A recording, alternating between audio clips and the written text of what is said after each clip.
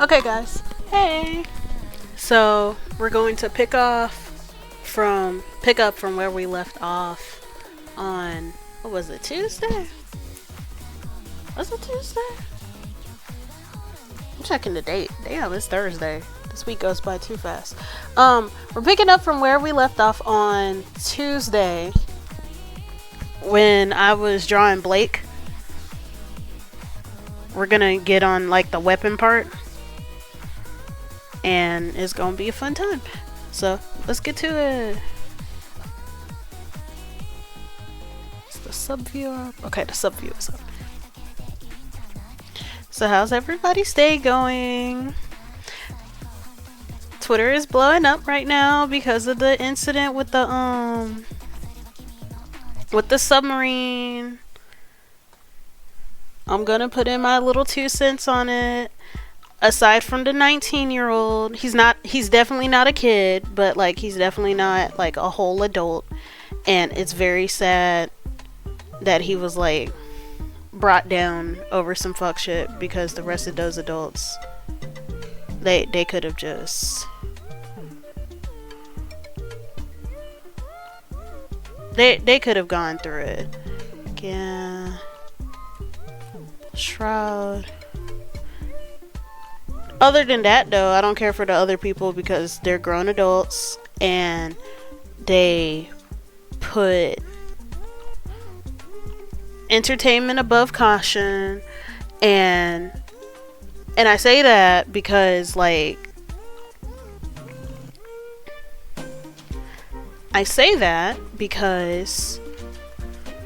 they were told no at every turn, and yet they decided.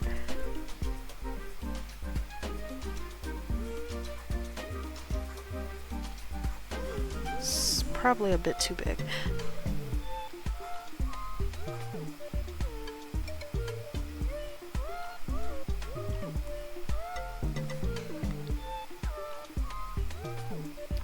Is this thick enough?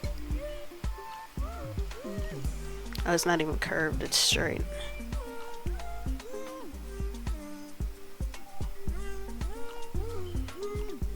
So let me add the outline to it. But no, they were told at every turn to not do it, and yet they did it anyways. Sometimes a bot lesson is a taught lesson, and unfortunately that comes in the form of death. Like,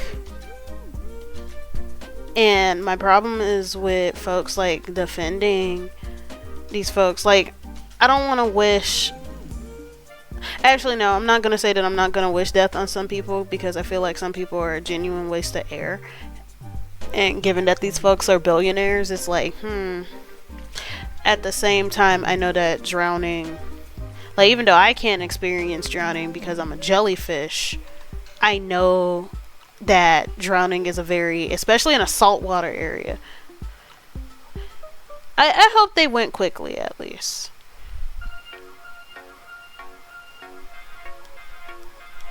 But no, folks gotta stop thinking that their tax bracket makes them exempt from certain concepts like death.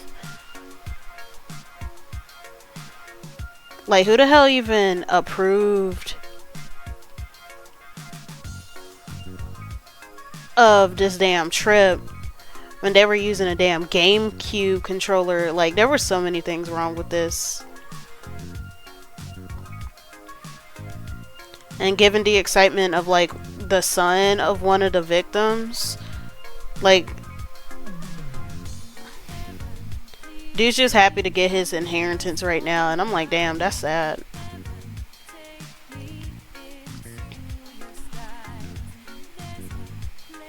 But I'm using this technique that I learned from Love Mara, which is actually a really simple technique. I'm surprised I didn't learn it, but I fucking overthink sometimes.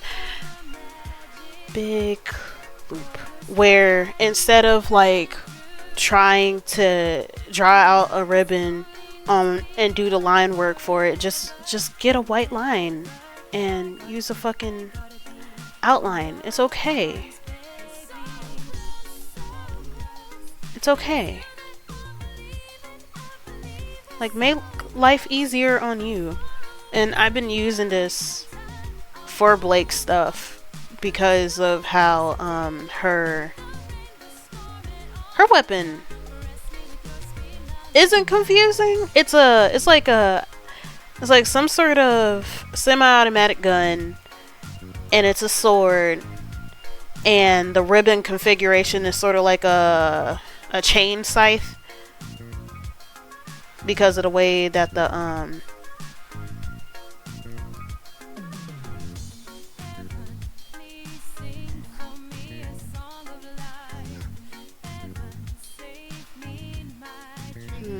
I should make the loop a bit bigger. That's better.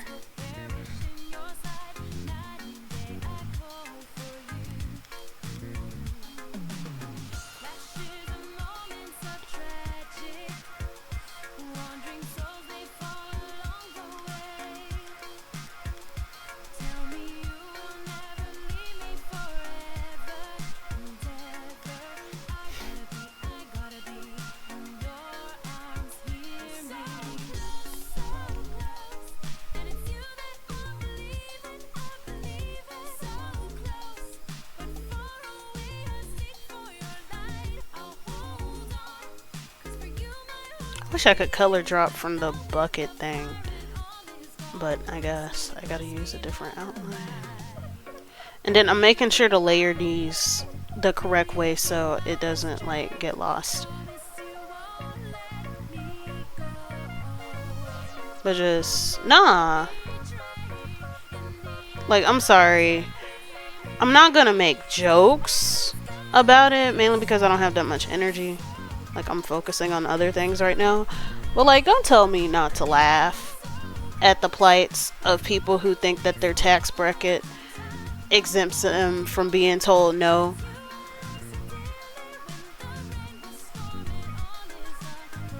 Just because they ended up paying for it. Like, especially a fucking billionaire. Like, the amount of people whose lives they've ruined just to get to where they were,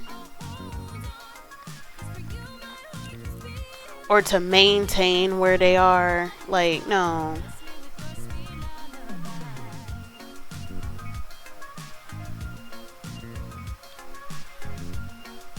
Like, don't ask me to pretend to care, because I won't.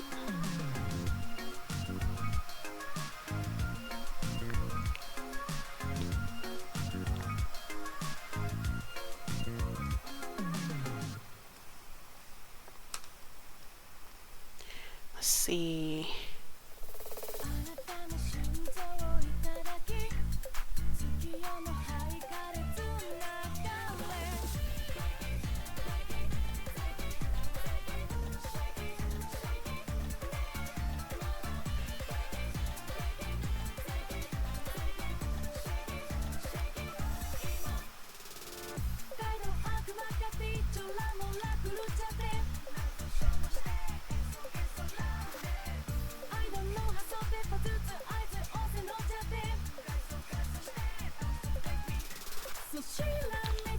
Like, I'm not gonna get this down exactly, but I do want to be somewhat accurate as possible as a before and after sort of thing.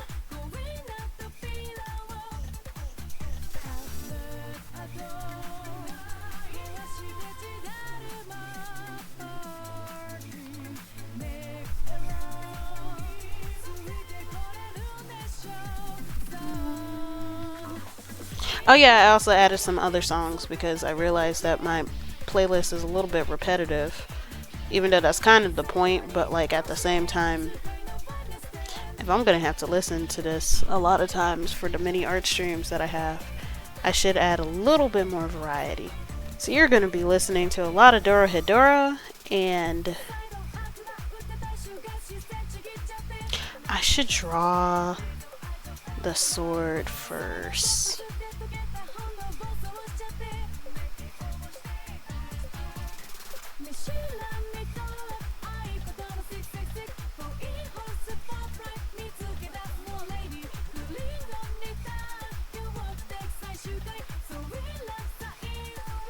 I should make the picture a little bit smaller.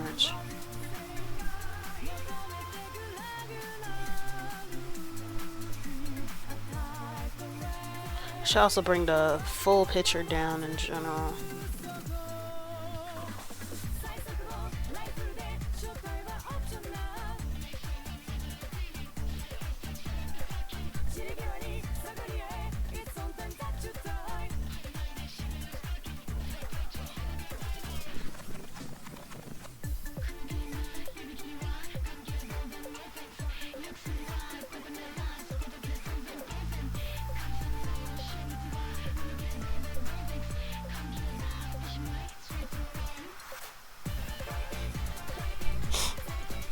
And then I'll improvise accordingly. Like,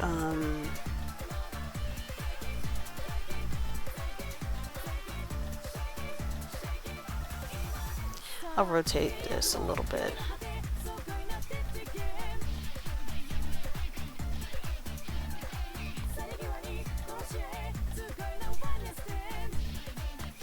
Okay. So heads up, I'm gonna be tracing this weapon. Because I do not draw this down. I haven't drawn a single Ruby weapon from scratch. I tried when I first did Ruby, and then I realized how very impractical that would be, because hell no.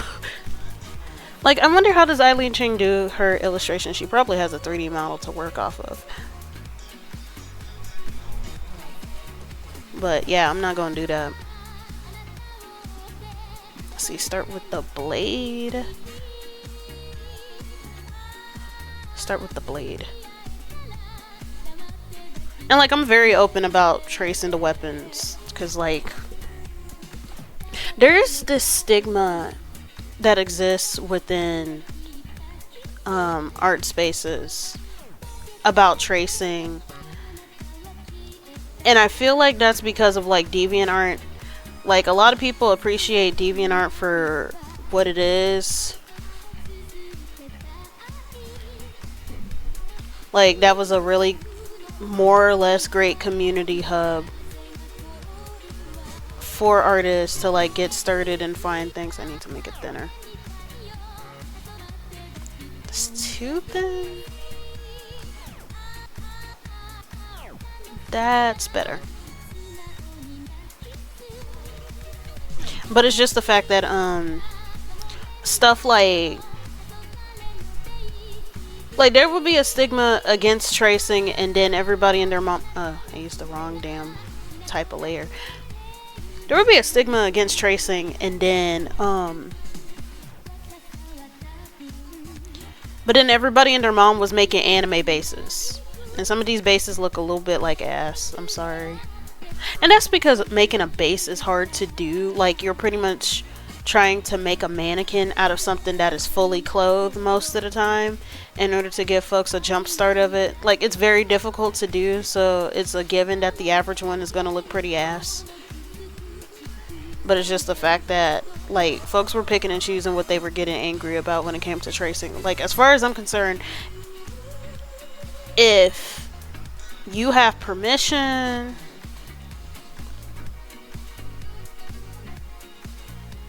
if you have permission, or because like there's a spectrum of like what is and what isn't okay when it comes to tracing, right? If you're doing it against somebody's wishes, then yeah, you're an asshole. If you're profiting off of it even though you had like non-profit permissions, then yeah, that's terrible. If you're lying about it, regardless if you had permission or not,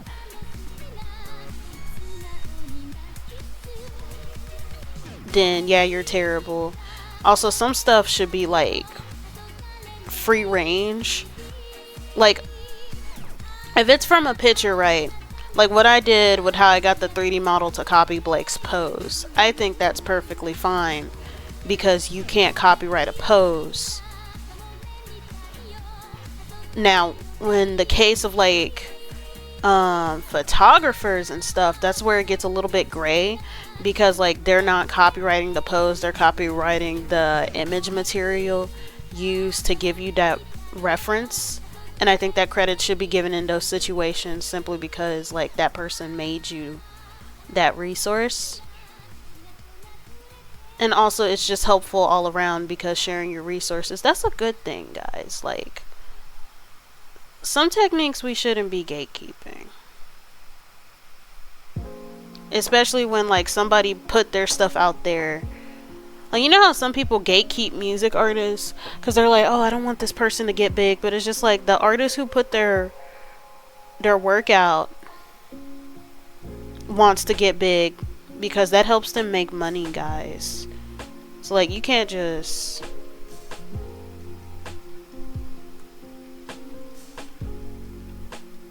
like, it's one thing if it was something that you did and made, yeah, by all means, because it's your stuff and you should be able to have control over it. But like, gatekeeping somebody else's work,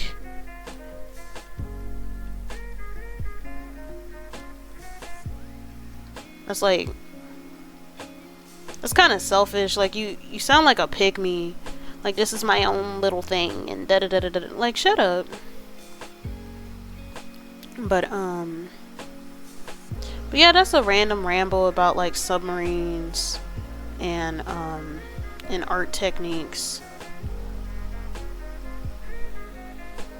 Speaking of DeviantArt,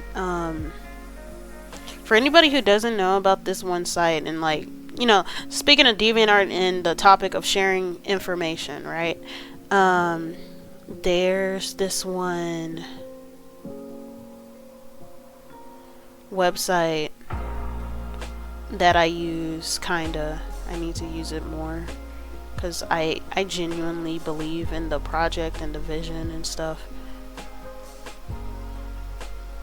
It's called Inkblot, and it's supposed to act as a like a replacement to DeviantArt. So like, it's still that social hub to connect both artists and clients. It's not like Artblot. I feel like Artblot really did a bad job as like a artist oriented platform, because like it did a bad job of like trying to connect artists to clients, and that's like the main reason. Like, that's the main reason why we bother on Twitter, guys. For anybody who's like thinking of developing a art related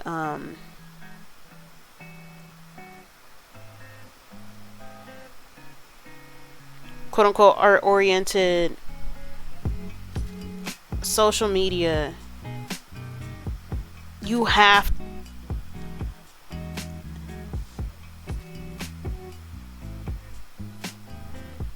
it's imperative that you make it marketable to non-artists as well, because like, we use social media to connect to non-artists. Like, even though artists are very supportive of each other. Oh, hey Rick. Even though artists are like hella supportive of each other, and we all share the same like $15. We're also trying to connect to clients. Is why we bother staying on sites like Twitter and Instagram and stuff, even though they constantly screw us over, because unfortunately those are the only sites that connect us to a wide range of people and stuff. And it's frustrating, because like even though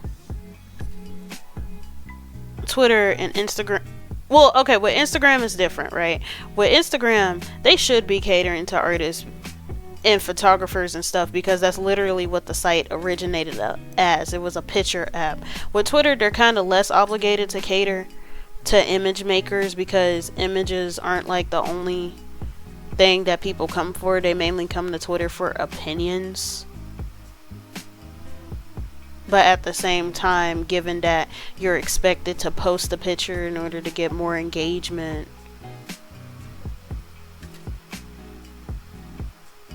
on that site, it's like y'all need to make some kind of accommodations.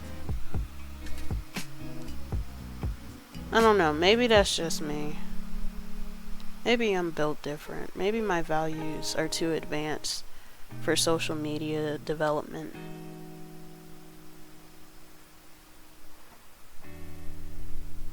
Maybe we gotta send a flood or something. I don't know. But yeah, Inkblot is pretty much trying to act as the new age rendition of DeviantArt, since that site has switched to being AI supporting trash for some dumbass reason. Like, how are you gonna build your platform off of being artist oriented, and then you decide to force people to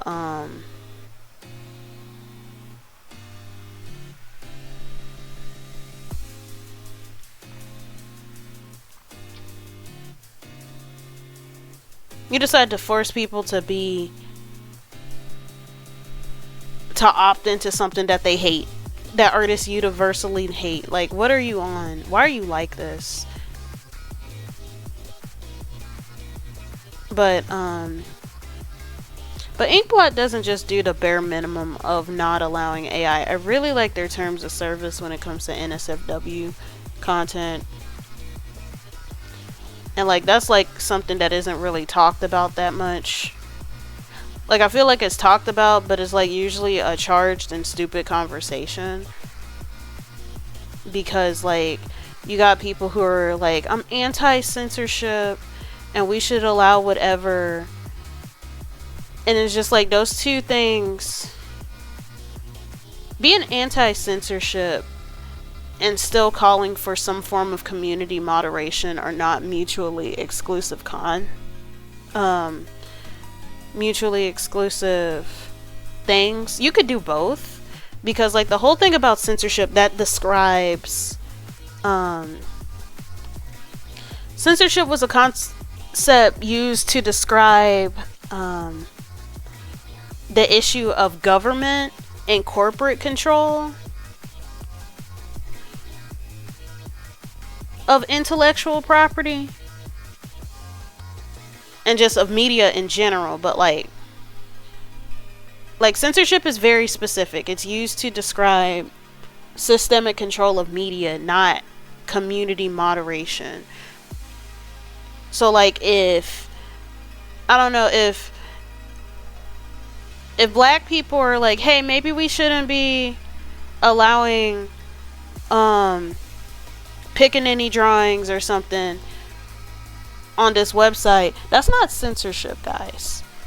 That's community moderation, because these are opinions from those affected in the community and stuff, and they're voicing their needs and whatnot. And I wish that Archive of Our Own, because like, they have a bad problem with this. I gotta look up Blake's Sword for volume 7, because I know that Eileen Ching's illustration isn't the same as what's being shown in the show.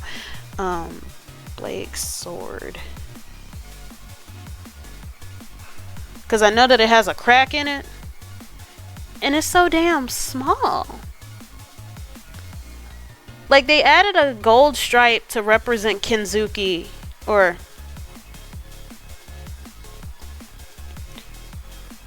let me find the name of it so I don't.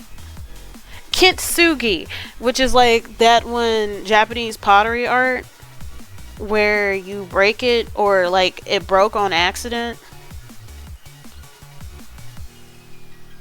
and you use gold to put it back together. Actually, let me download a couple of Kintsugi pictures. Like, there's that one in the middle.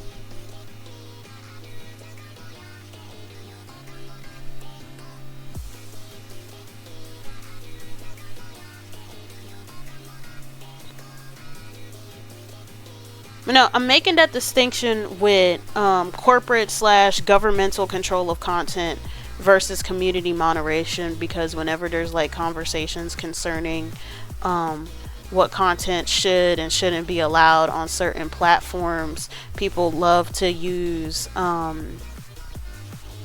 the word censorship to shit on marginalized people for not wanting to see pro-discriminatory content on the platforms that they use. Archive of Our Own is like the biggest example. For those who don't know what Archive of Our Own is, congratulations, you have a fucking life. But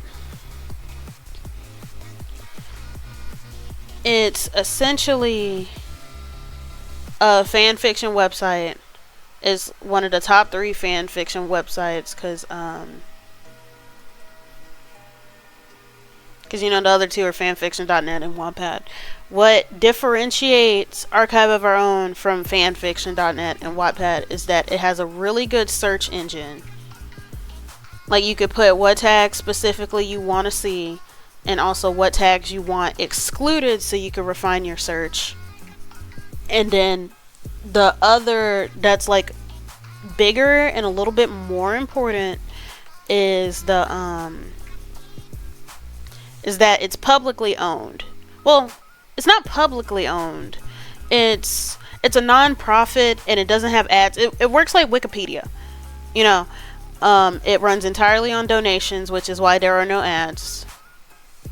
And they have a fundraiser every year in order to fund the stuff, and they send a very detailed spreadsheet of where their budget is going and stuff, and the money that goes towards it doesn't just go towards maintaining the website, but also towards doesn't just go towards maintaining the website, but also towards paying for lawyers and whatnot to defend the legal rights of fan content. Because, like, there used to be a time where you could, like, pay a fine for making fan fiction, whether you got paid to do it or not, because of, like, literal censorship, like, actual censorship laws, like saying how you can't even use this IP to express your gratitude and stuff towards it. And the reason why Creative Commons exists not just for like promotion of education, because like people do film analysis, but also because of like companies realize that stuff like fan art and fan fiction is free advertisement, and they really shouldn't be shitting on that. Like, I say shit on it a little bit because of something that I'm gonna go into for a moment, because there are definitely moments where fan fiction and stuff goes to shit and creates terrible environments,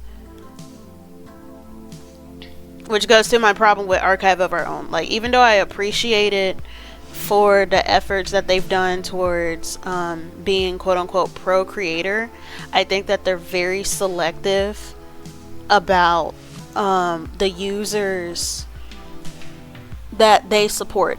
Like, Archive of Our Own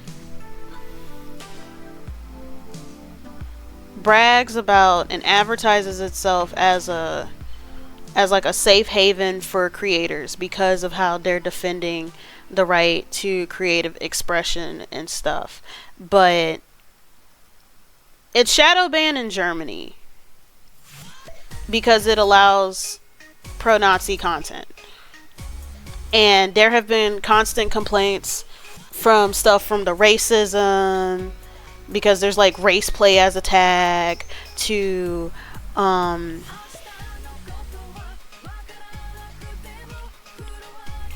fucking racism to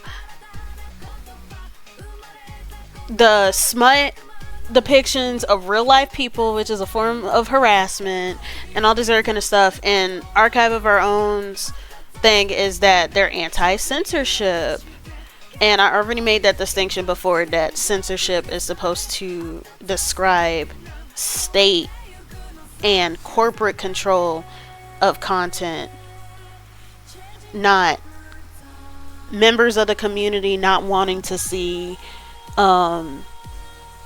folks romanticizing slavery whenever they look up fan fiction. And then folks are like, well, if you don't like it, then you should filter it out. But it's just like, the thing is, some things shouldn't be filtered out. Some things simply should not have a place on the platform, because you can't advertise yourself as a place that's safe for creators while simultaneously allowing pro-discriminatory content that's literally singling out marginalized users in the user base. Like, it's contradictory. And then something else, because like I had to do a report in school about we had to pick a topic on the internet, and it had something to do, and it had to be something about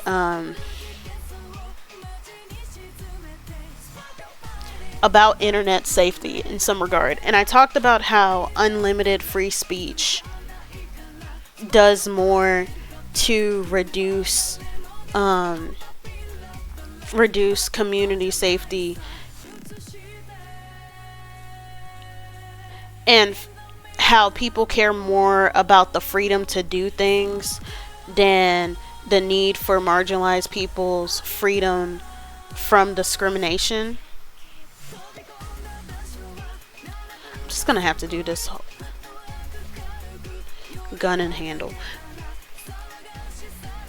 because like usually on websites that allow quote unquote unbridled free speech, they prioritize, like, say, racist people's right to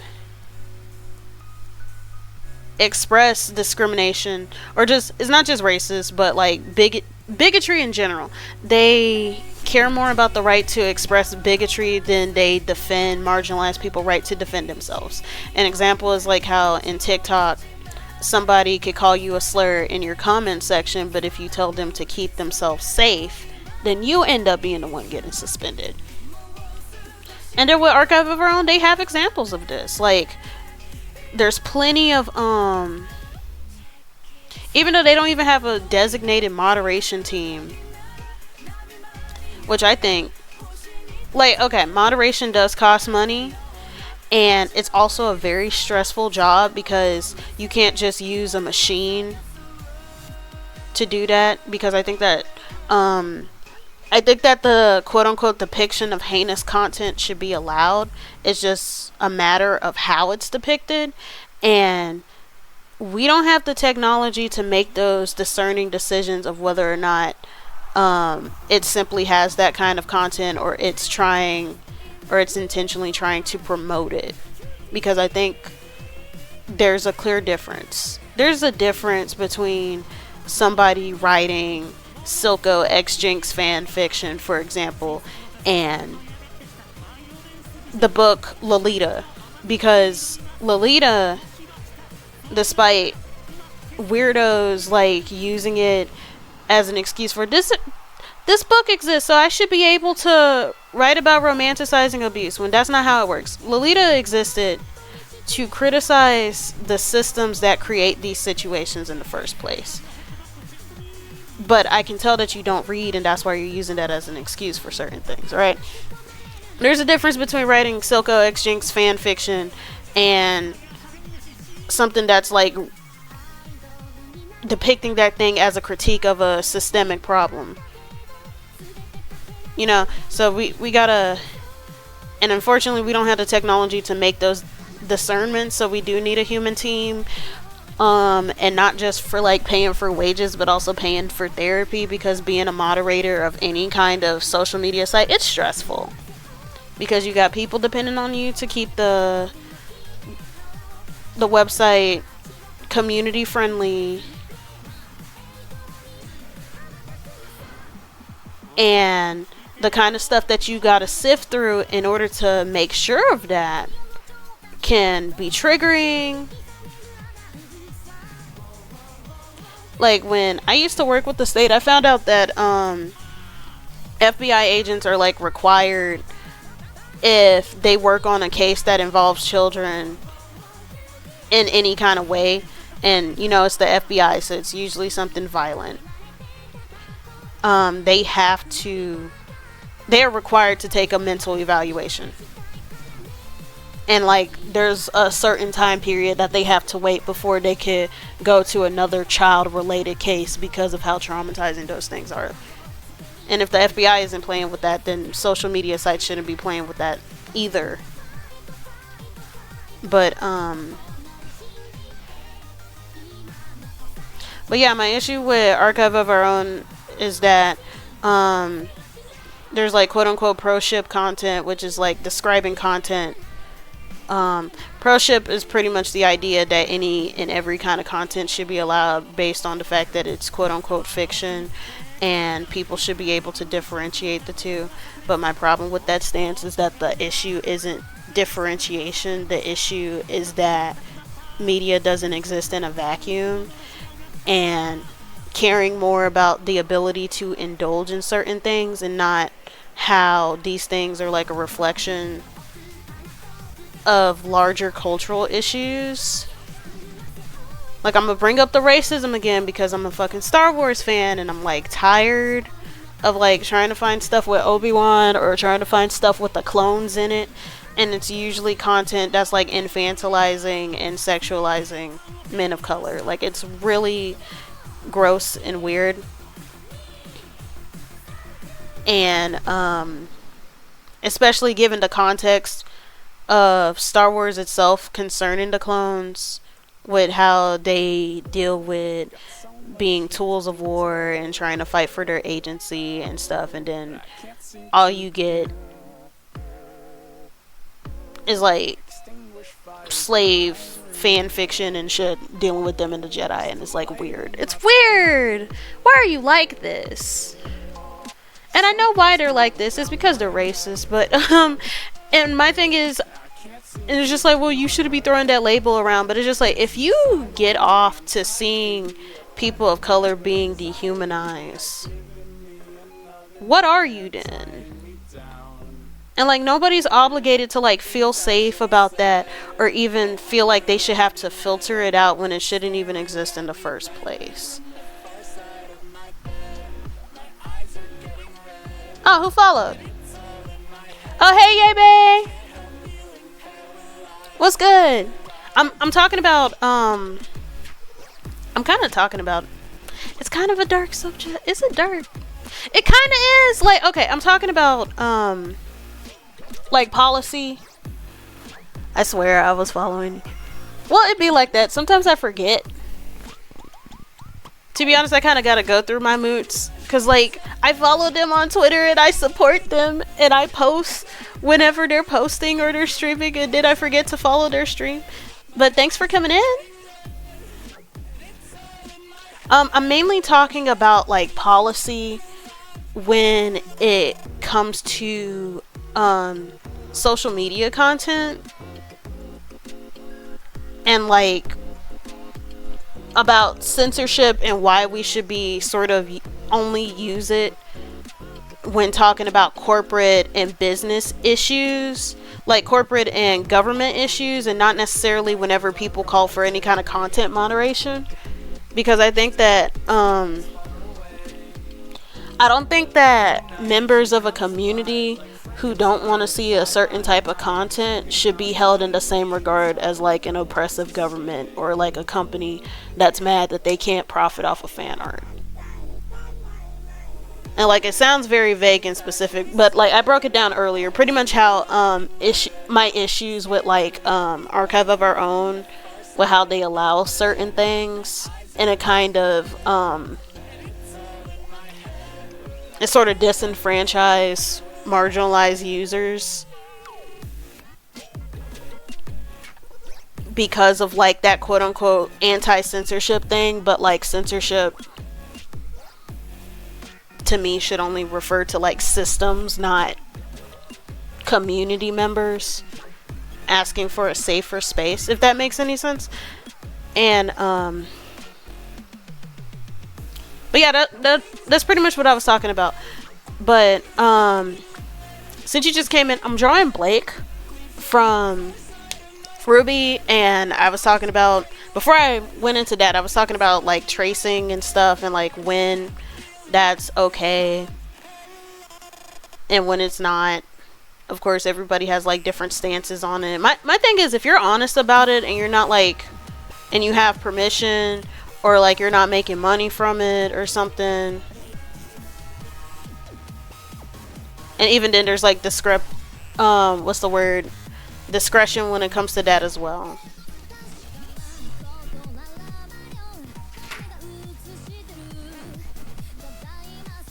Hey,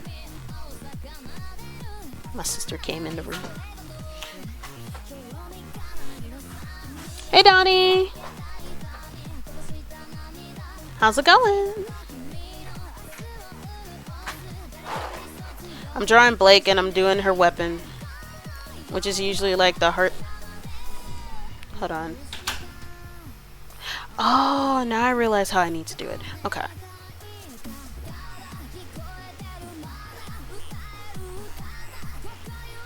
I'm on probably the hardest part of doing these Ruby videos. Yeah, I think if you're not profiting and not trying to pass it as your own work, it's not bad. Yeah! Oh, Donnie, what are you drawing?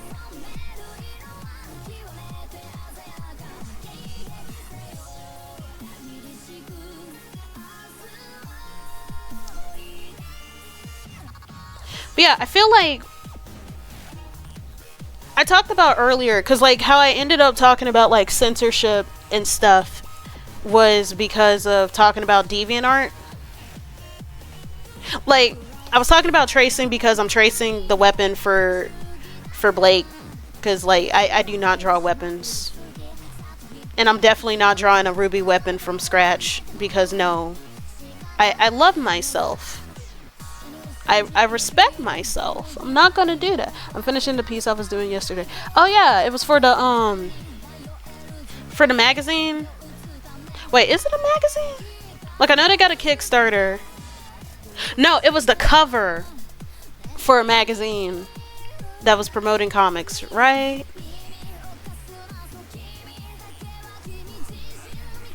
It's a comic. Okay, gotcha. Why was I thinking of magazine? Oh, because I was thinking of shonen.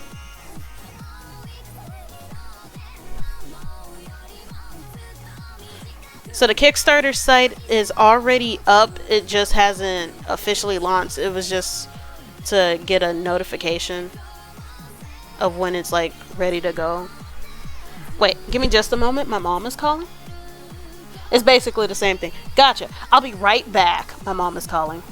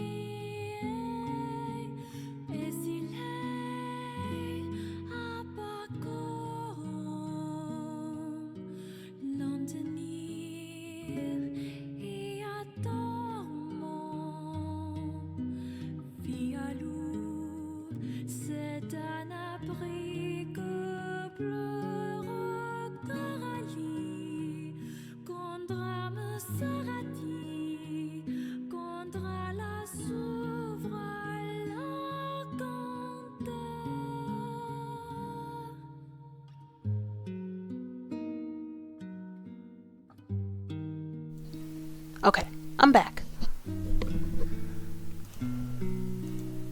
It was a paperwork thing, but yeah, good luck with that. I followed the thing so I could at least give something to it. I've been funding a lot of different Kickstarters and stuff because I'm just excited for the different projects and stuff. Like I funded the lesbian sushi animation. What's it called? The Lovers. The lesbian I was like the lesbian sushi Kickstarter, and I keep calling it that because I keep forgetting that it's called The Lovers, but I'm like, y'all know what it is. I also funded Touch Starved.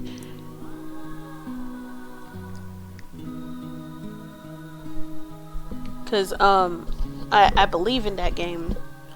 Plus, I've never played an Otome game before, so it would be nice. And I really like the premise of it. I like that how spooky it is. There was like this comic writer that I follow, and she had like a book on how to make web comics, and I'm like, yeah, I'm gonna get this booklet. It's like $10, and it's a really big PDF, and it has a lot of good information because I already followed her on YouTube. I guess Top Gun is what I'm gonna name this layer.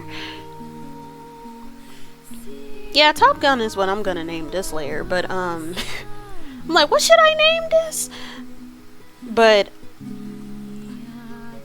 yeah, cause I'm gonna learn how to draw comics because Donnie knows, cause I've talked about it before a couple of times how I got different comic ideas. I gotta practice in general, and then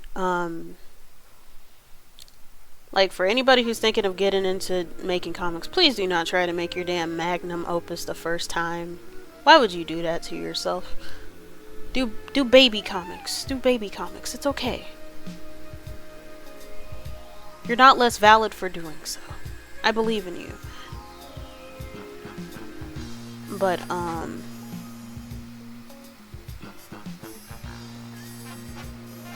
yeah, I'm gonna practice and start on stuff later this summer.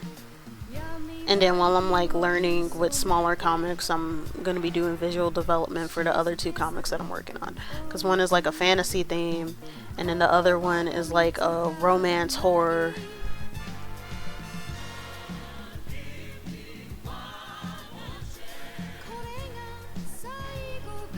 I should probably connect this part.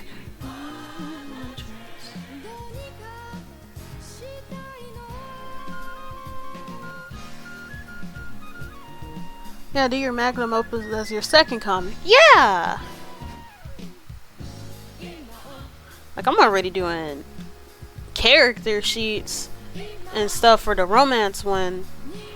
Cause, like, okay, let me tell you about the romance one, because it's a funny story, and I have it written down for when me and my friend Twilight, also known as Raz, start promoting it. Then we have a funny story to tell about it. But so I used to be in this one group chat that originally started as like a Discord for black folks who play Smash, because like Smash as a community is kind of ass towards minorities and children, and that's not funny, but like it's like an ongoing meme. But like, I don't play Smash, but I ended up in there because they started to expand as like a community for just black gamers in general. And somebody had this idea of like, what if we made a fighting game, but like with black characters, and it at least predominantly black characters. And I wanted to jump on the project because I'm like, oh, this will be community run, so we don't have to deal with like corporate oversight. I know a lot, even though I haven't done crowdfunding myself, because I've been doing so much research just to do my damn comics and stuff. I know enough about it that it's just like, okay, here's what we need to do. And then I also wanted something on my portfolio. So it was like this fun thing that we could do, I could benefit from, and it'll be a fun time, right? Wrong. Because wrong. Okay, so it started off fun at first because like we were all kind of bullshitting and making hood jokes and stuff. And then I'm like, hey, what if we actually tried to be serious about this? And like first, okay, doing it as a meme would be great. But then the coordinator of that project wanted to do like something larger scale with more details and stuff. Like, I'm talking about having the drawn sprites like in older 2D fighting games and having lore and shit instead of just random niggas fighting in Detroit. Because at first we were just bullshitting, right? And I like came at the very end of the bullshitting stage, and then it's just like, okay, let's talk about lore. And let's talk about lore, let's organize and stuff. So you know how when it comes to characters, when it comes to like drawing and animating in them, they usually have a team. It's usually a team of people creating it, even with indie teams sometimes, because some characters, they kind of need more than one person on them depending on how many details or like the kind of concept you're going with, right? And I'm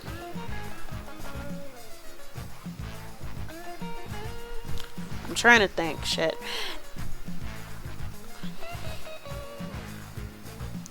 We did that, and I got assigned a character. Well, no, I didn't get assigned. I asked for the character, and I like made a case for it because everybody and their mom wanted that character, and I'm like, nah, I'm gonna have it.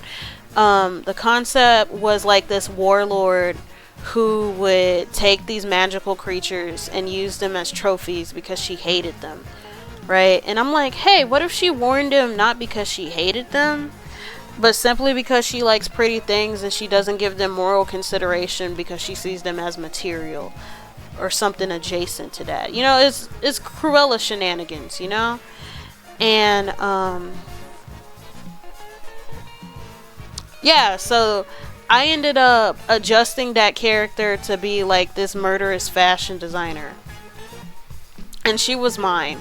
And then my friend Batrass got this character who's like a scientist, and he was like sort of a arrogant little shit, sort of like Bedman from Guilty Gear. We took a lot of inspiration from Guilty Gear. Every person in there loved Guilty Gear except for me, because I don't play Guilty Gear. I don't hate it, it's just I don't play that game. So I'm just sitting there like, like I'm just sitting there, and this was like sometime during late summer, early school year. I'm just sitting there listening to Guilty Gear story mode just to understand half the shit that motherfuckers were saying. Like, oh my god. This was a wild experience. But my friend Batrass got a character who's like Bedman from Guilty Gear. No, I'm not going to explain him because I only know bits and pieces about that dude, but I know that he's a little shit, and that's pretty much all you need to know about him. Oh yeah, and if he wakes up, it's like a problem. So he's like always asleep, but he's like smart enough that he could talk in his sleep and have full-on conversations. But she got the scientist who like augmented his body and stuff, but like as time moved on, she sort of changed his personality to not that of a little shit, but like he's more of a neutral party. Like at first he was like augmented himself to bring on the next phase of humanity, but it was more so that like he was experimented on and stuff, and now he's like trying to rebel against the organization that he worked for so long, because they're trying to bring the shit that they're doing is like a threat of bringing calamity to humanity and all this other kind of stuff. And things were fun and stuff, but like a lot more people kept leaving the project because they simply had other obligations. Like, we weren't making money from this, and we didn't really have any income to sustain it. and some folks were just straight up leaving permanently because they're like, I don't know when I could get on, and I don't want y'all to like wait on me, so I'm just gonna be gone. And it'd be like that sometimes. And then another thing was that some people were just, there were some people in there who were ops, because like that server that I was talking about earlier was full of ops. It's still up. It needs to be taken down. I do not fuck with some of the administrators in there because like it's very irritating as somebody of marginalized identity, where you're constantly being pushed out of other places because of your marginalized identity, and then you're trying to make a space for other folks like you because you don't want to be isolated and all this other kind of stuff, and then people proceed to shit on your trust. Like, we got to stop preaching about solidarity because that shit does not exist. We just need to take things case by case when it comes to certain stuff and still be cautious, because not all skin folk is kinfolk, and that can also be applied to other marginalized identities, because this just simply be like that sometimes. But yeah, so that project got canceled because too many people were leaving, and I'm like, I'm not gonna be doing all of this extra stuff to make up for the last of it, and I'm not making money off of it. I'm sorry, I got responsibilities, I got things to do. I believed in division at one point, but not today. But like, the way I do appreciate, it's hard finding someone to work with on stuff like that. Yeah, cause like, and the thing was, we wanted to have at least a demo out before we were to do a Kickstarter to pay everybody, cause like, we wanted to prove that we could actually make something and give something solid for people to have proof that, oh, we're actually making something. And like, I'm of the firm belief of that anyways, because like, especially with how often, you know, that one Tumblr stage, like I wasn't even on Tumblr at the time, but these controversies were so huge that they always got out of the site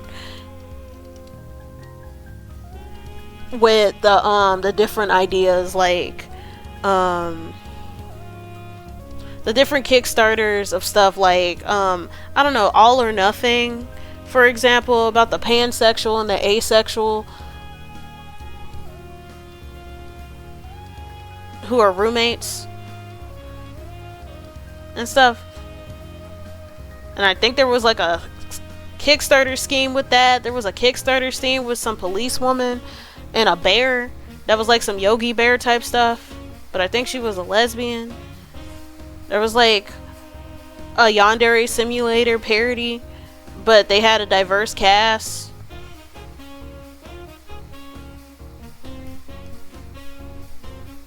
And stuff. It was just stuff like that, how so many different projects that folks believe in and stuff, but like folks really didn't have much to show for it, which leads to a lot of people getting scammed. So like, as a form of security, you show that you could at least do it by giving at least a fraction of the project,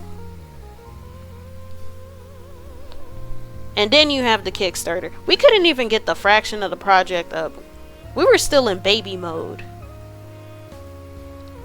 Like, I only finished one character sheet.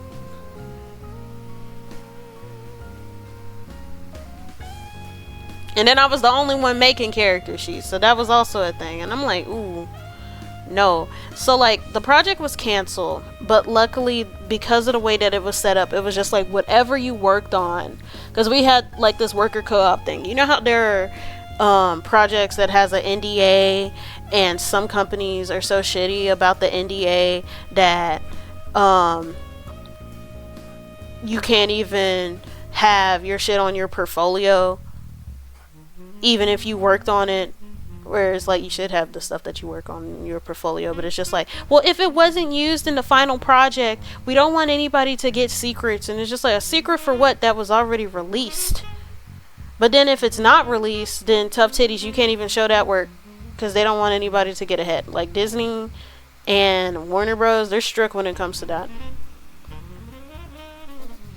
But no, with us, it was just like, whatever you work on, you own, and you could choose to do whatever the hell you want with it, because you worked on it. It's yours. So, Batraz and I, we took the work that we made for it, because like we were making ship stuff on the side,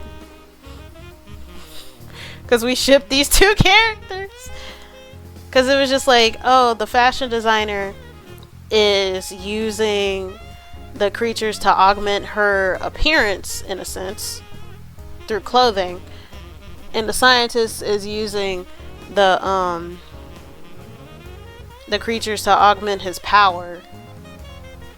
We could do something with this. We could do something with this. And that's how the romance thing sort of made. So like that ship content that we made on the side, out of like boredom sometimes in between like meetings or whatever, that was the foundation for this romance comic. It's a sad story of how it's a semi sweet story of how like a disaster turned into a win in some regard, and making use of what you have.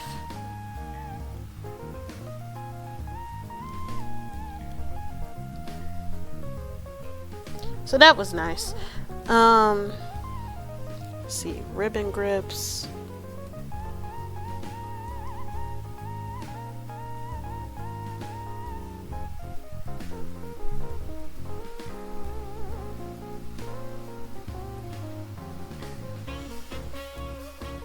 But yeah, that's the story of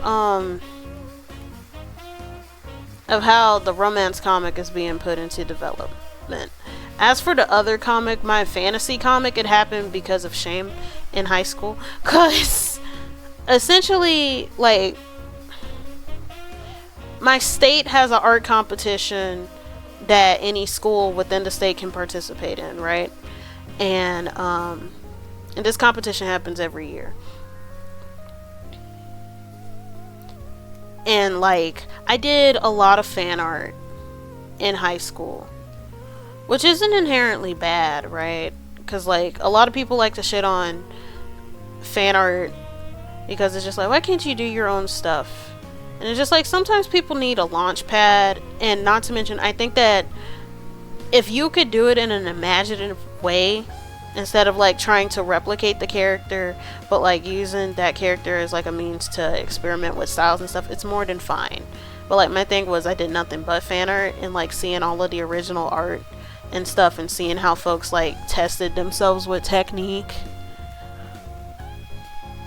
Because like the way that my art teacher was, he did not care. Like, he cared, but like his thing was like, I don't care what you draw as long as you follow directions. If I say do a landscape, then you could do an anime landscape, but it's still got to be a landscape, you know? Like, he was that kind of teacher, how he's just like, I'm going to teach you the techniques, but I'm not going to like limit your subject matter. Because, you know, there's like a whole issue with art schools shitting on stuff like cartooning and whatnot, because there's like a huge issue with Eurocentrism and highbrow posturing and stuff, and he shat on that. So he let us draw anime and stuff. But like, I still felt kind of bad, because it's just like, damn, this is all I draw and I'm not really testing my limits. So like, I'm like, I'm gonna make my own world.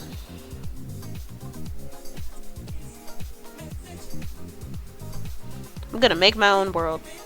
And okay, so when I was talking about tracing earlier and tracing Ruby weapons, I really like how as you go further along the team, the weapon becomes a lot easier to do. Like Ruby's Crescent Rose, because it's big, but also because it's a scythe and a sniper rifle and like 2 other fucking configurations for some reason. That was the hardest shit to do. And then with Weiss, it was somewhat straightforward because it's a rapier, but it has a but it still had intricate designs within the metalwork, because, you know, she's a rich and fancy person. And then with Blake, how long has the stream been going on? It's literally taken me an hour of talking shit just to do Blake's weapon. Like, oh my gosh, just to do the line work at least. And then once I color it, it's fairly easy, because I'm pretty much following the guide using the illustration. I did that.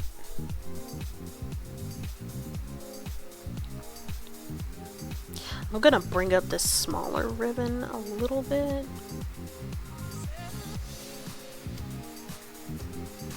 Ooh, I can't do that because it'll look too fuzzy. I cry!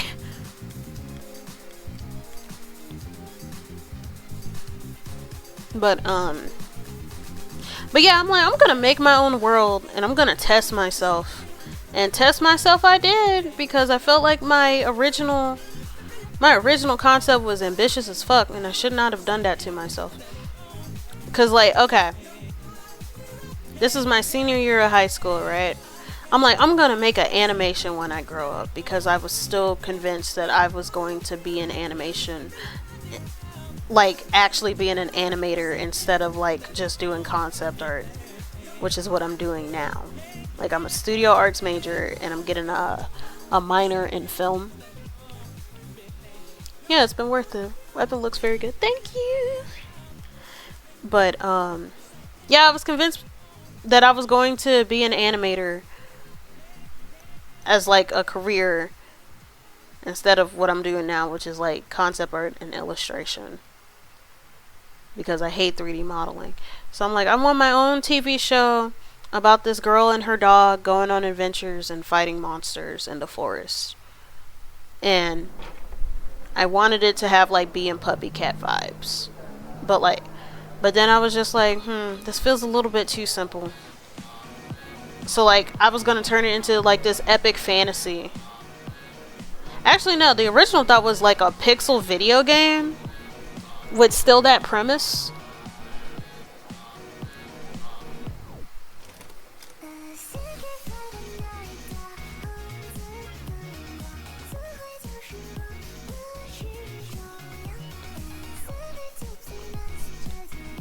Okay. The weapon is done. Let me save. It was going to be a pixelated video game with that premise. And then I'm like, how about I make an animation instead? Because the fuck I look like making a video game. I'm not even into games like that. I just like Markiplier. And at the time, I just like Markiplier. It's fine. But,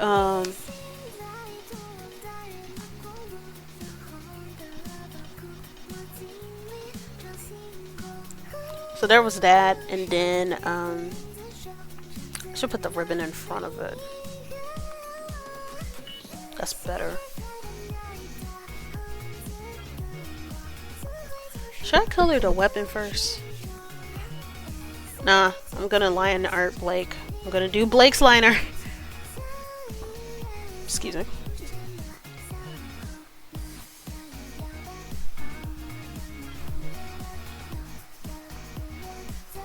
Let me get back on track because I lost my train of thought. Good lord. And then I did the animation thing, and that's when the animation thing sort of went to shit. Not necessarily with school or whatever, but just like the whole concept, like, girl, what are you doing? Why are you doing this to yourself, sort of thing. Cause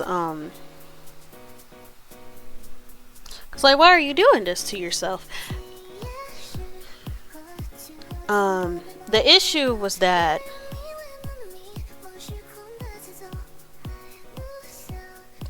I wanted to do this epic fantasy type thing, and then I wrote myself into a corner because I was like outlining. Let's see, base, because I was like outlining the story and stuff because I wanted to at least outline season 1 and have a pitch Bible ready. Because I was like, yeah, I'm going to be a Netflix original, and it's going to be this fun travel story and stuff, and then there's going to be this secret organization that's like causing monsters to appear and all this other kind of good shit. And like, I wrote myself into a corner and I couldn't get myself out of it because I was too big for my britches. And I'm like, yeah, we're not going to do this. And I stopped touching it for like a year. Because it's just like, why the hell are you trying to make some sort of magnum opus type shit? And like, you haven't even finished school yet. And it's not like you can't, right? I don't want to discourage anybody from doing it. But for me, that's not an option. It's like, girl, sit down. It's okay. Like, it's okay to believe in yourself, but also sit down, please, for the love of Christ. And so I ended up downscaling a lot. What I'm going to do is to make a fucking comic, because that's a little bit easier.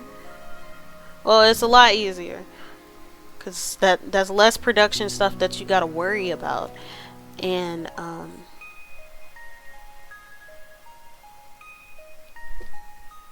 yeah.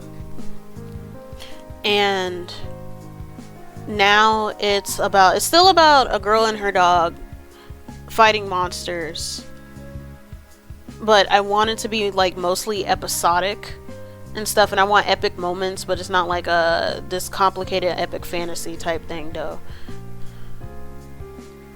because I don't want that. And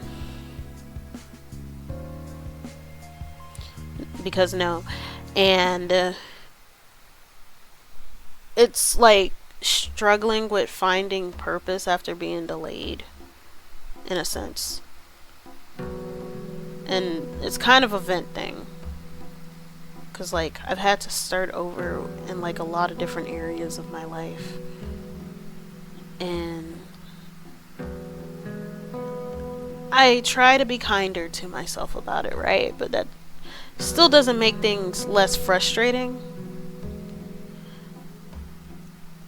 And like there's gonna be comedy and stuff in there, but that's still gonna be like a major motif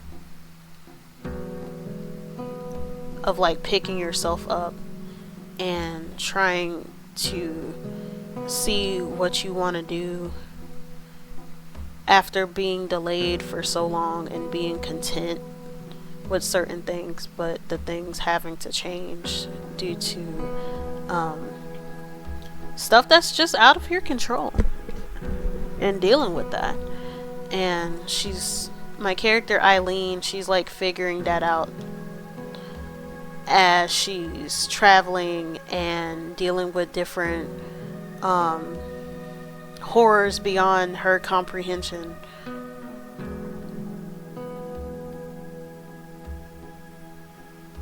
And there's like no big bad or whatever that has to be fought. Like, I still want it to be episodic. Like, I think the world is like a catalyst for her to learn about herself, instead of like her having to change the world necessarily. And I want other characters who are going through different variations of that as well. Like, I have a character named Hero, and he's the hero. And he's like this destined hero who was chosen by a god, but like he wants to retire and be a family man. Like, he's already a family man, but like the stress of having to travel and defeat these threats, they're starting to take a toll. But like the way gods in my world works is that they have domain over that world that they share with humans, as long as they're remembered. And like the god that chose him was somebody who was trying to get clout again after being in decline with his followers for so long. So it's like a toxic relationship now, because like at first there was a sense of gratitude, like, you gave me the power to save my village long ago, and I can help a lot more people with your power. And the god is just like, through your deeds in my name, I've been able to get this notoriety and stuff, but like you've kind of been the one who's carrying it. So if I lose you and you retire, then where the hell do I go now and stuff? And it's like, please let me go. Like, I have a heart for service, but I don't want to serve anymore. So it's that kind of dilemma.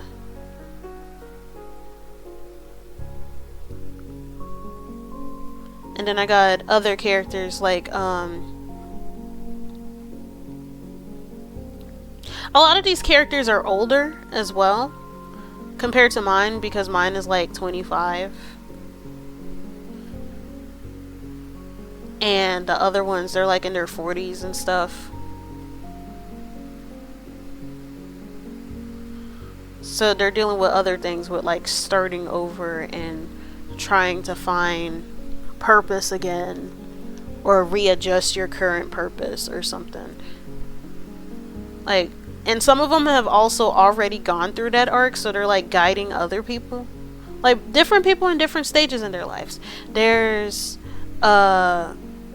this organization to organize monster hunters, right? And he's also thinking of retiring because he kind of never wanted his job in the first place, but he got it because the folks who the job would have been left in the hands of were dickholes. So it was like, out of necessity, I'm doing this because nobody else will. And his secretary is a mom. She used to be a stay-at-home mom. And she got back into being a career woman after being out of commission because she was a stay-at-home mom. Her husband was in construction, and he had a solid contract, but his contract ended and he was having a hard time finding work.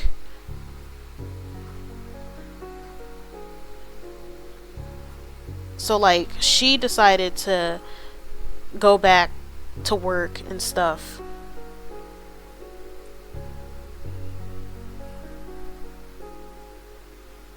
So it's like that sort of journey of getting back into the groove of things. And how do you deal with such a high stress environment? Because it's one thing to be a secretary, it's another thing to be a secretary of the leader of the Monsters Association, the Monster Hunters Association. You know, that's very different. You're not just pushing papers, you're like learning combat and stuff in case a monster invasion happens at the office.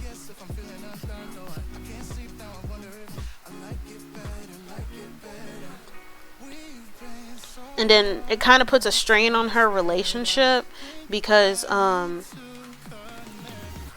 husband and her kids are like used to her presence and stuff, so they have to adjust and become sort of independent on their own. I love Jayla's stories. I try to do well with storytelling. I love storytelling. I love talking shit.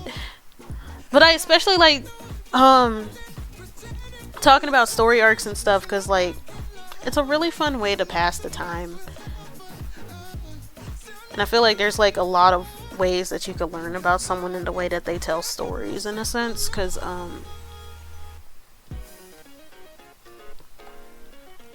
give me a moment, I gotta drink some water.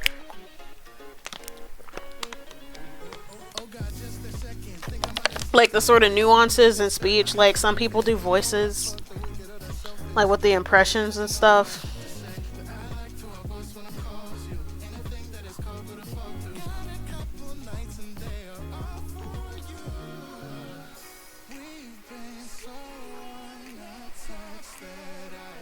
So that's just something to think about. Like, you should hear me talk about Game of Thrones, because I keep finding myself explaining Game of Thrones to more and more people, because it's just like, what the hell was that show about anyways? I thought it was just about medieval titties. And it's just like, yeah, like, they're not wrong, but at the same time, damn, that's all you got from it. Well, I never watched that show. And I'm like, I see. Let me explain. Please, let me explain. Like, has anybody in here watched Game of Thrones? Game of Thrones is like a lesson in life when it comes to things. If we're gonna talk about like dropping the ball when it comes to a fucking project, Game of Thrones is like a lesson of what not to do with so many things. I don't think that George should necessarily be faulted for making an adaptation before finishing his series, because like Scott Pilgrim made the movie before they finished the comic series, and it was still fine. It was still more than fine, honestly.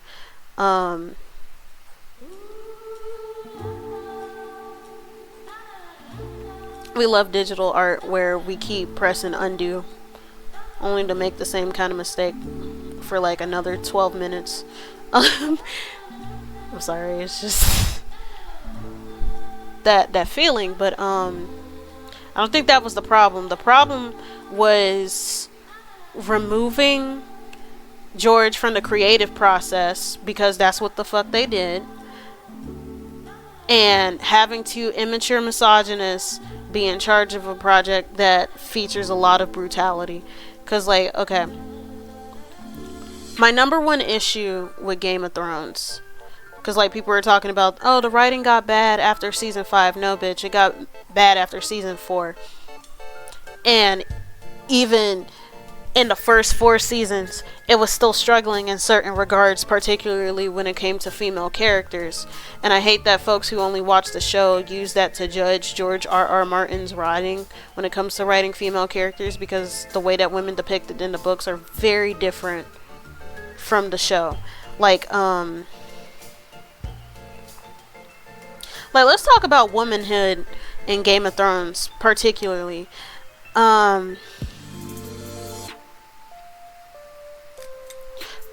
One of the biggest differences in certain female depictions is like the ages, because like Game of Thrones, the best way to describe it, people call it a grim dark or like a dark fantasy, and I really wouldn't say that.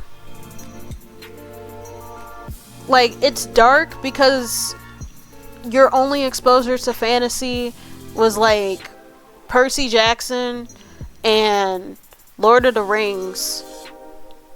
So as soon as they start showing like war crimes and stuff, then you think that it's dark, when really it isn't. I say that George R.R. Martin's brand of fantasy is more like fantasy realism. So like fantasy that engages with real world consequences, in a sense. Like, you don't just have woe explosion, you have woe explosion and disfigurement from the explosion, and the consequences of not having a home due to the explosion. It's that kind of thing. It's not dark, it's just engaging with the real world consequences that happens whenever this spooky shit happens, you know? And like, if you want grimdark, read Berserk. That's grimdark. Like, there's a difference between having terrible situations and having your audience be traumatized, in a sense. And I say that that Berserk can be very traumatizing, because like that's a huge theme of it, and 2, it's just like, damn, you really did that. Like, there's a reason why I don't read Berserk, because like I can handle quote unquote violence, but I can't handle sad violence, and there's like a lot of it in there. So there's that. One of the biggest changes in Game of Thrones when it came to the female characters and just characters in general was age, because like some of the subject matter that they covered, Hollywood has laws of how old a character depicted has to be in order to depict stuff on screen. And another thing is that some things are a little bit hard to portray.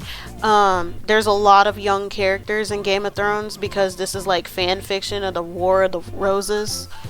And the War of the Roses was like this major war between several different families in medieval Europe. And you had a lot of young rulers at the time. So it was like a reflection of that. But like some things you simply can't depict kids going through. So like Daenerys, even though she was like, what, 15 or something, she's like in her early 20s at the beginning of the show. And I think that's a little bit for the better, given what happens to her. Like, some stuff I can't watch kids go through. I can't watch people in general go through, but I definitely can't watch kids go through. Like, no ma'am. No ma'am.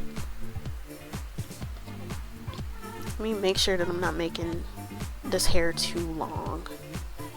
Because, like, I'm taking some liberties with the line work, but, you know, this is fine. This is fine. This looks cute. So there's that. The characters are made more more physically and also mentally mature because of, like, that extra experience added.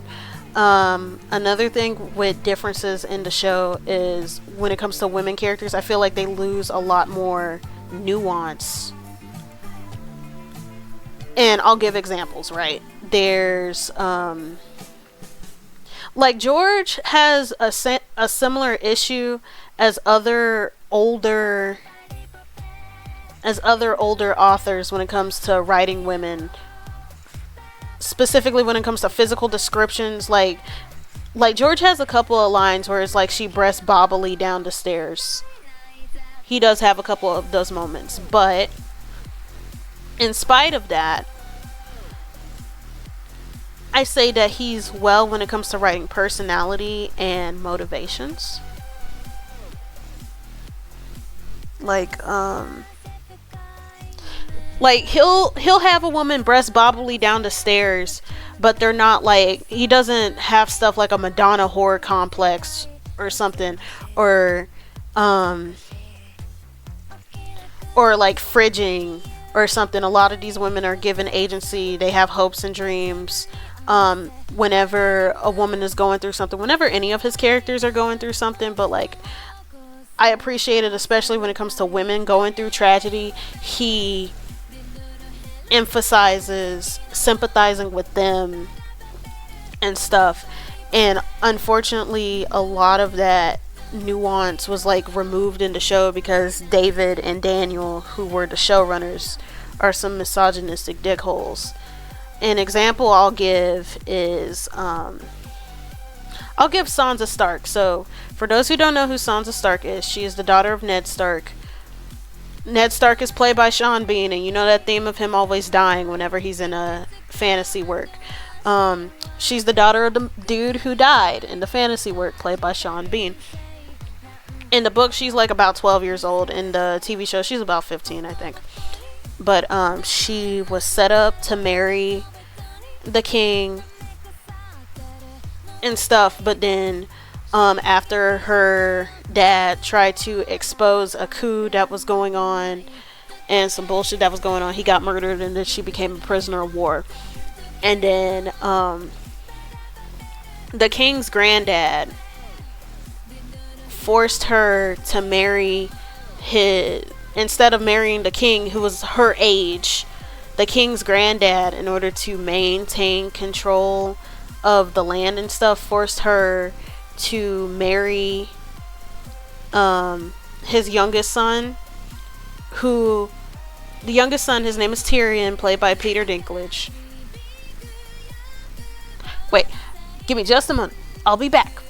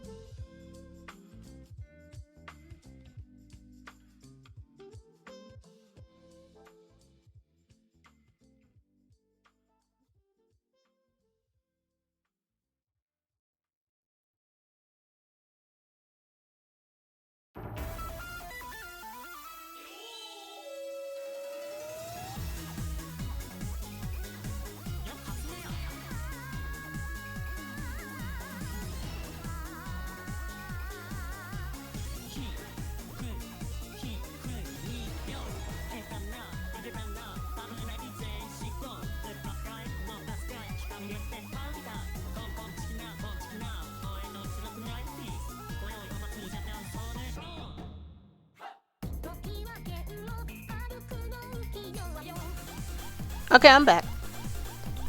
It's paperwork stuff. What was I talking about again? Oh yeah, Sansa was forced to marry Tyrion, who's 40 years old, and he has dwarfism, which isn't necessarily a problem, but you know, it's medieval society. Shit, even modern society is ableist as fuck. But it's just the fact that you're making a 15-year-old marry a grown-ass man. And like, there's this scene on their wedding night, right? And, you know, they're expected to consummate the marriage. And Tyrion was just like, nah, I'm not gonna do that. Because, like, nah, we could do this later when you're, like, older and we've, like, warmed up to each other. And she was just like, but what if I never warm up to you? Because, like, the whole thing is she's 15 and forced to marry a 40-year-old man. And, like, that 40-year-old man is also, like, a member of the enemy family, because their families are beefing right now. The only reason why she's married to him is to get control over her land and shit, because she's like the heir at the moment. So anybody who marries her and like their son can end up in control of her stuff.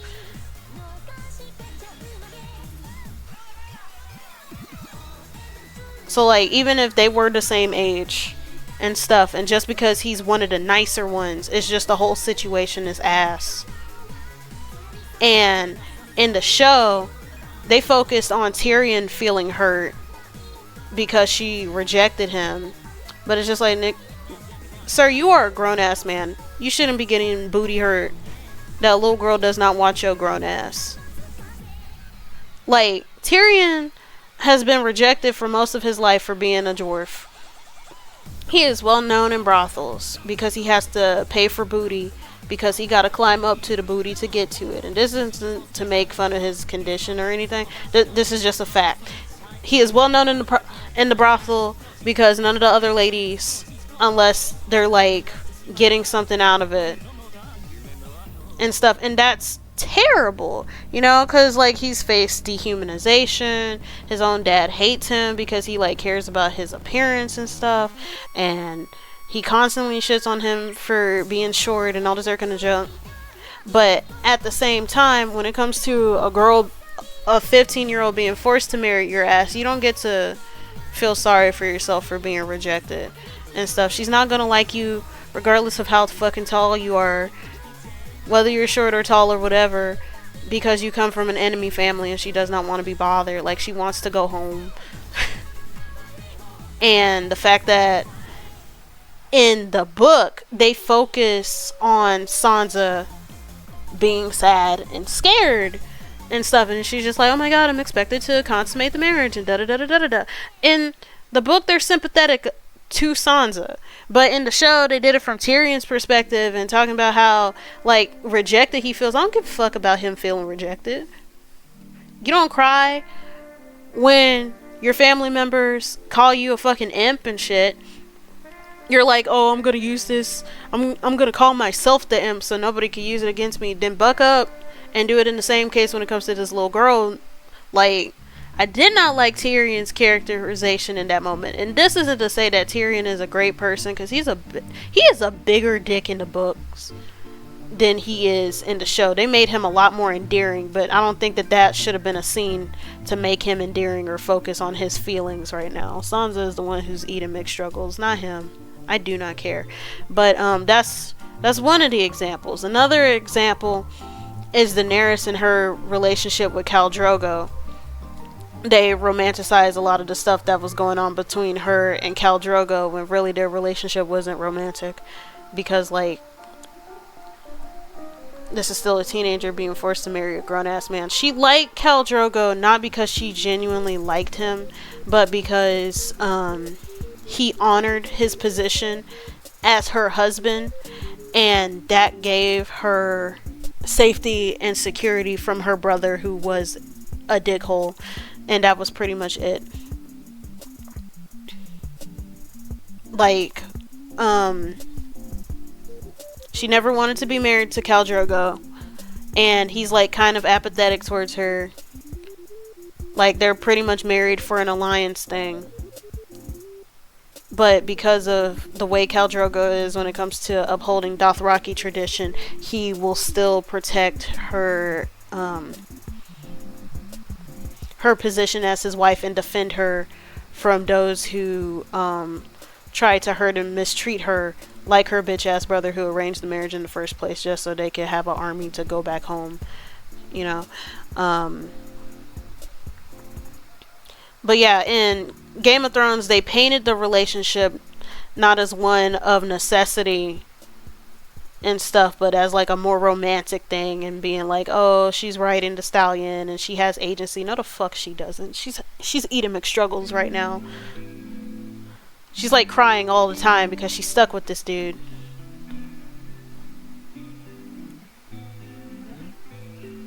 Like, help her, but nah. Because Jason Momoa is hot and the dynamic is changed because of the age difference being removed, they ended up romanticizing it when it's like, like, I'm not a big fan of the romanticization, but I do like that they did not show child cruelty on the screen. That's okay. That's fine. Also, Jason Momoa is hot, so I'll deal with it. But at the same time, it's just like it's still different.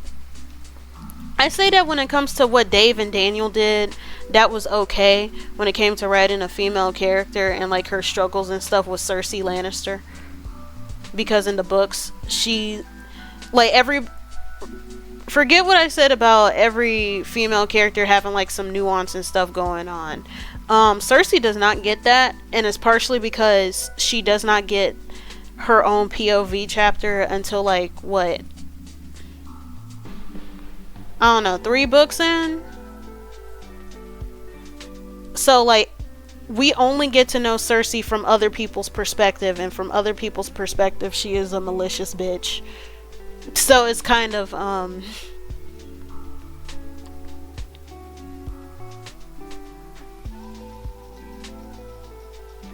I like how I drew the ears.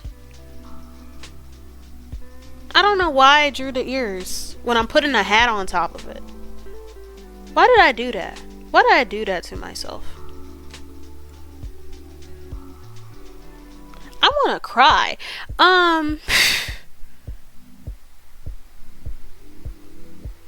Actually, I'll do it base. You're just silly like that. Yeah, I'm being silly. Today is a silly day.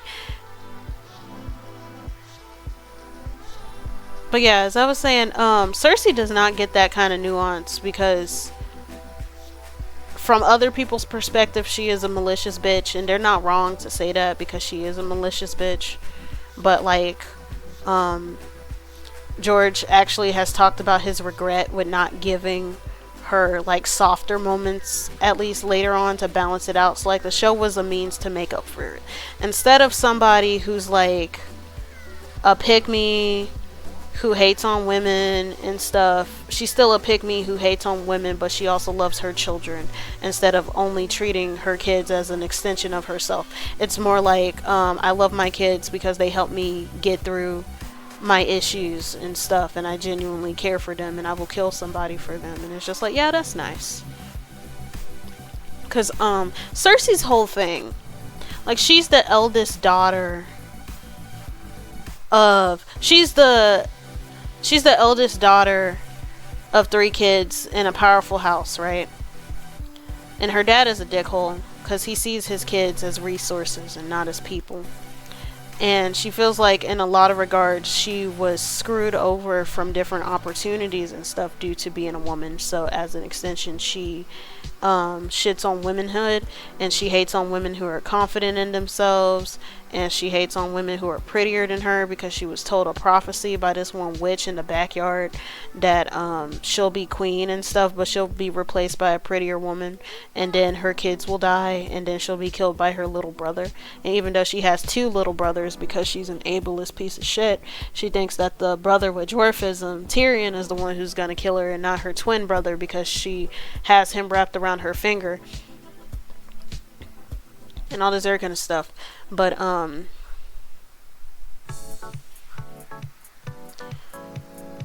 like TV show Cersei has all of these problems, right? She still has them, but she cares about her children.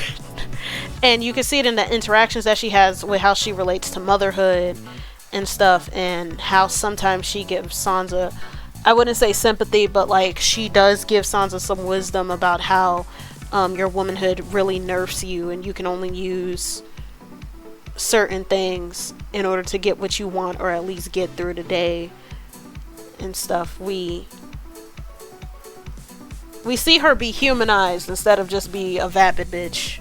She's a bitch with a heart instead of just a bitch, and that's nice. But everybody else, they got hurt. Rest in peace, Brienne's character development. Brienne is, like I said, Game of Thrones is like European history fan fiction. So like different characters are based off of like real historical figures. Like Robb Stark is based off of Richard the Lionhearted, and the Lannisters are references to the Lancasters and all this other kind of stuff. Brienne of Tarth is a reference to Joan of Arc, and she is this big tall woman, like she's tall as hell, and she became a warrior because when she grew up she constantly got bullied by other boys for being very tall and built, right? And her dad was just like, I want you to be able to defend yourself since you keep getting into these fights with all these boys, so you're gonna learn how to fight and stuff. And she ends up becoming friends with this one lord named Renly Baratheon, because one time she got humiliated, where a bunch of dudes was just like, oh, we're gonna call her Brienne the Beauty and stuff, or we're gonna dance with her, because it was like at an engagement party, because her dad was trying to find a suitor for her, but they were all laughing about her. Like it's one of those classic I'm gonna ask you out as a joke thing. And Renly Baratheon, who's the youngest brother of the king before the mean king that showed up, because Sansa, I told you how Sansa was like originally supposed to be married to King Joffrey, who is actually Robert Baratheon's son, and Robert is the one who's in charge of everything during this flashback, right? Renly, who is Robert's younger son, danced with her, and he was doing it to be nice, because like he doesn't genuinely like her, because like he's gay, but he saw a woman being embarrassed and he wasn't going to stand there and watch that, because Renly is a great person. But Brienne pretty much became best friends with him, and she pledged her loyalty to him and stuff. And okay, something that I wish that they kept in the show: why this motherfucker got a rainbow guard when he was like, when his older brother died and he was like fighting to become king because everybody was beefing with each other? There's this war called the War of the Five Kings. Renly had, you know how there's like the army and stuff, but then there's also the personal guard for the king, and it's usually called the King Guard, but Renly called it the Rainbow Guard. And George insists that he didn't do it, he didn't call it that because Renly was gay, but I'm like, you lying, like no. But Brienne was Renly's Blue Knight. And but one day he died and stuff. But like, okay, what I was getting onto with Brienne, like I was just giving her backstory to give that context. She is someone who wants to be seen as both a woman and a warrior. She is constantly berated because of her height, making her a quote-unquote unconventional woman, and then she's even more unconventional because she fights.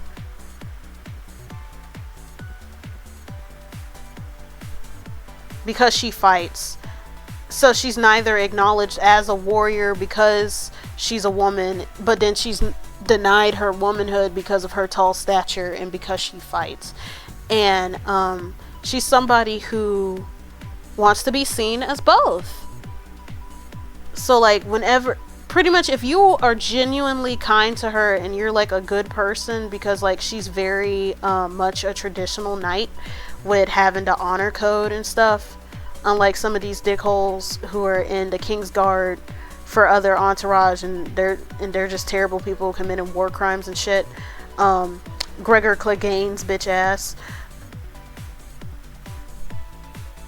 she will pledge her loyalty to folks who will genuinely treat her like a person, right? In the TV show, though, she's a pick-me who's like not like other girls and stuff, and she'll be like, oh, you cry just like a woman and all this other kind of shit, and it's just like, girl,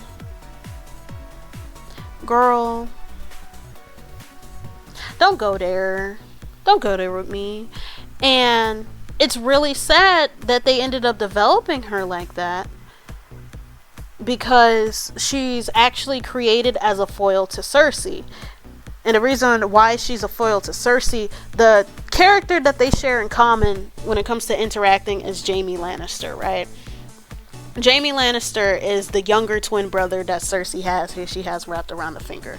And they're pretty much two different women that influence Jaime to be at his best, who is Cersei. And, well, no, his best, who is Brienne, and his worst, who is Cersei. Because, Cersei and Jaime are in an incestuous relationship, number one. And number two, like, Cersei has had Jaime to, like, lie and kill people on her behalf and stuff. And that's obviously, both things are obviously terrible, right? And Brienne would tell him to stop being a dickhole. And not only that, but, like, she's one of the few people in Game of Thrones who's like consistently genuine and stuff. So Jaime is like both inspired by her but also a little bit jealous of her, because his experiences sort of like, there's no excuse for what he's done, but there's definitely explanation of like how his experiences shaped him to be like some jaded asshole. And Brienne sort of gives him hope that he could change, because it's just like, look at this tall, awkward woman and stuff, and yet she's still moving forward. So maybe I can change and do better and stuff. And they become really good friends. And it's just like, even though that influence is still there in the show, I feel like it's a little bit weakened because they pull that not like other girls bullshit. Like, who asked?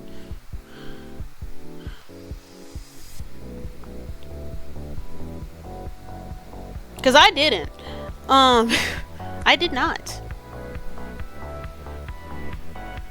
But, another thing that I didn't like about what they did with Brienne, there was like a scene where she was being made fun of for being a virgin, and like, historically speaking, because this is historical fan fiction, that shit would not happen. Like, when you are a noblewoman, that's your job, to maintain your chastity until you get married to a lord and consummate the marriage. Being a woman who's in a fighting environment where war crimes are happening, and I don't need to go into detail about what those war crimes are, you already know, and she's still able to do that one job that noble women are expected to do, that's something to, I wouldn't say that's something to applaud, because that's like weird to applaud it, but at the same time, like, it's an accomplishment. Like, no. And then she loses it to Jaime, only for Jaime to go back to his bitch ass sister, and I'm like, I'm tired. Like, who wrote this? I know who wrote it. I just want to talk, though, because why would you do that to me? Because, like, I kind of ship Jaime and Brienne, but at the same time I don't, because, like, even though Jaime is going through his redemption arc, like, this, I can acknowledge that he's changing, but that doesn't make him necessarily good enough for Brienne, because I'm picky. Like, I'm protective of that character. I love her. She is my friend. Brienne is my best friend. I will cut somebody for that woman. Y'all don't understand. And like, I love Gwendolyn Christie, so I will cut somebody for her too. Like, don't test me, but don't test me, because I'll do it, believe me. But now how they like made fun of her for staying single all this damn time and not being physically mistreated in a specific way, because I'm not going to get into detail with that. You know what I mean, and it's implied, you can understand and stuff. And I'm just like, this is some bullshit. Like, if you ever want to watch Game of Thrones, like if you can handle the content that's in there, because it does get graphically violent and there is depictions of sexual mistreatment in there. And I warn people about stuff, because like I hate it whenever people recommend something and then they don't put like a content warning. And it's just like, well, it's rated M, and it's just like, just because it's rated M doesn't mean that it has this specific thing in there. Be serious. But like, if you can handle some of the fuck shit that's in there, I say that it's genuinely good. Specifically the first 4 seasons. Stop after season 4. Do not complete it. I don't care if you're a completionist. Get that out of you right now. It's not worth it. It's not worth it. But I say that the first 4 seasons are really good, mainly because George is actually on the team and his writing is great. Like, there's some breasted bobbly moments in his books, but I think that he still handles things with a certain nuance to it. And I really like the dialogue. Like, I got into Game of Thrones from watching people get roasted in compilations, so like the dialogue is really good. I also just like the blocking in general. The costume design is great. Like, I have the costume design book, and if you really like costume design, like the world building and stuff that Michelle Claflin did through costume alone, I feel like she dropped the ball. Like, the Dothraki are just ass all around, whether it's book or show. Like, it has this issue with like the noble savage trope. And then I hate how Michelle, she was just like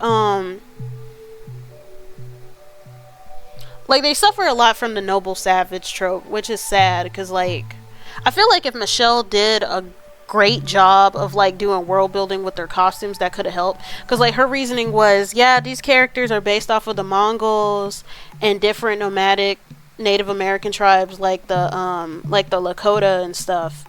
We don't want to take direct inspiration from these cultures for costumes, knowing how the Dothraki are written as like noble savages, and that's perfectly fine. You don't want to have those real life cultural parallels, because you don't want to have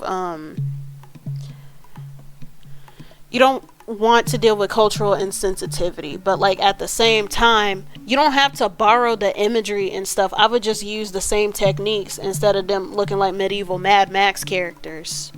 Like, give them some actual drip so they can look like a quote unquote proper society, instead of like being depicted as savages with a lack of care towards everything except for fucking horses. Like come on, give them some drip.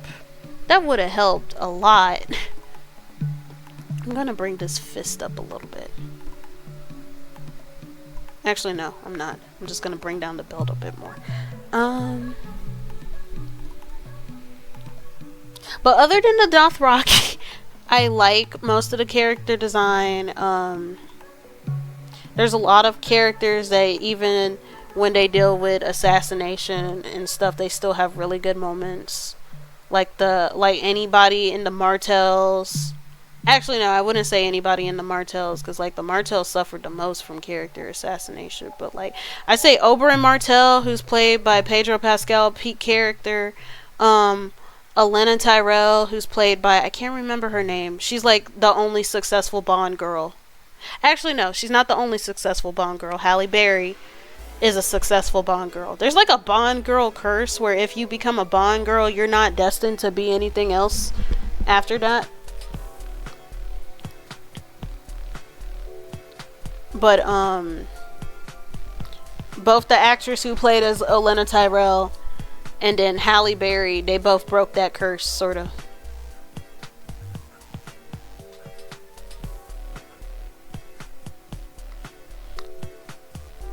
can't remember the name of the actress who played as her. She died like last summer. We lost a legend. Cause like she's pretty much this sassy grandma who's always talking shit to people, and like she's a great political tactician, and she really loves her grandkids.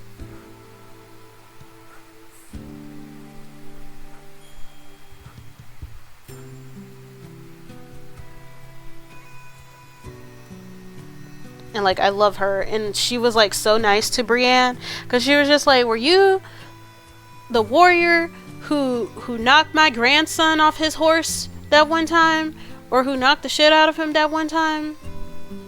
And she was just like, yes ma'am. And she was just like, yeah, he needs to be humble sometimes. You did a good job.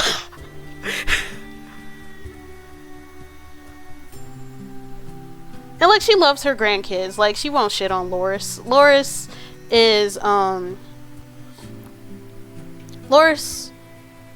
I feel so sorry for Loras. Good lord. Like when I think of the way that some of these characters went through hell because of bad writing, like Loras also went through it. Help him. Loras's whole thing is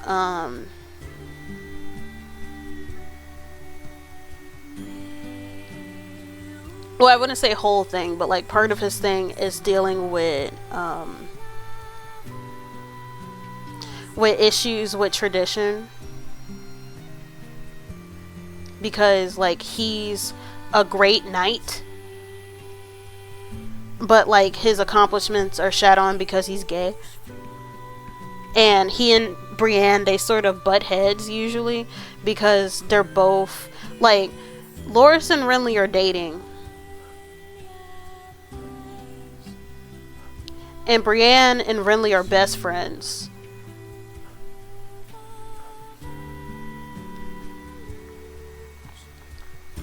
So it's not necessarily a fight over affection, but like there's an incident where Brienne gets accused of killing Renly when really what happened was some fucking shadow creature was summoned out of somebody's cooch to kill him. Because like magic exists in this world, it's not just the dragons. And like the magic is wild. So a shadow monster was summoned from somebody's cooch to kill Renly Baratheon. There's a better way to say that, but no, there isn't, because no. And like Brienne was like accused of killing Renly, and they ended up beefing. She and Loras ended up beefing for a while, but then he forgave her, and they had a better sense of mutual respect of each other for moving forward. And I'm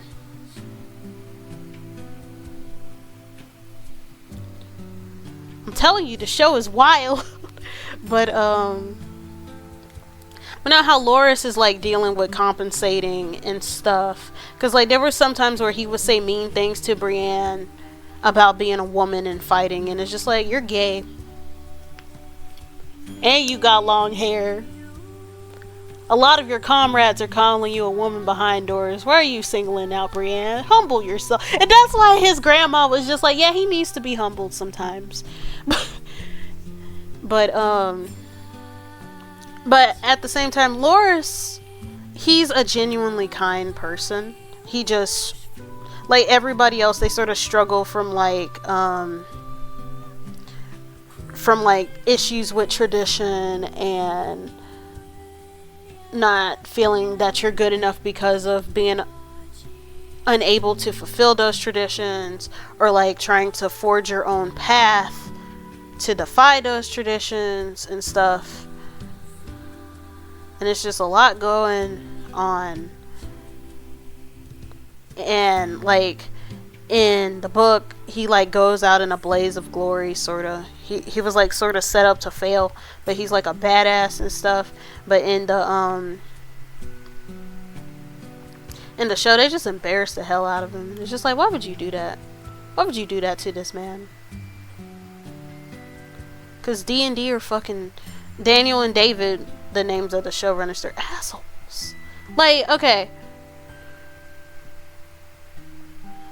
Like, aside from that Sansa thing, how Sansa Stark is mistreated in general, it's their fault and I don't like them for it. Also, the fact that part of the reasons why some characters were killed off unceremoniously for shock value in later seasons was because an actor would be like, hey, the direction that the show is going on is kind of weird. Have y'all tried like maybe reading the books for reference or something? And they like get mad that folks tell them to read the source material, the thing that they're adapting and making money from, and then they just kill off that character. Shout out Sir Barristan the Bold.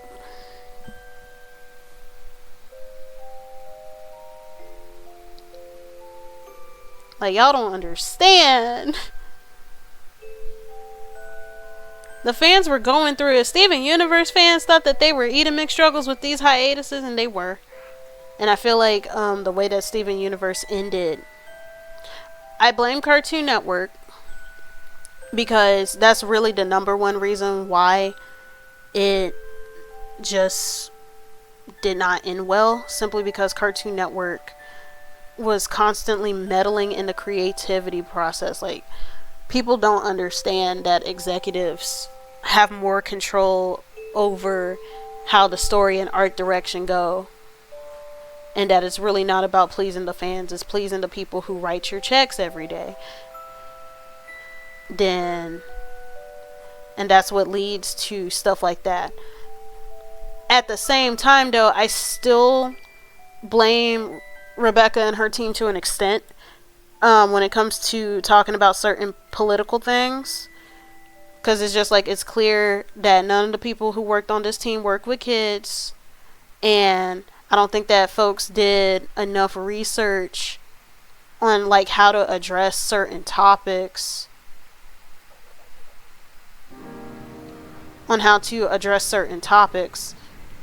and that's why certain things like using fusion as an allegory for consent, or like the whole issue with the diamonds and how that was supposed to represent both a dysfunctional family and conservationist efforts, because I've been hearing a lot of that is not about like colonization but conservationist efforts. But like, my problem with that explanation is that you can't really divorce conservationism from colonialism, because the reason why a lot of these forests, it's not just capitalism that creates deforestation and stuff. Capitalism is an extension of colonialism, and a lot of these standards of like conquering your environment instead of coexisting with your environment is very much rooted in like Eurocentric standards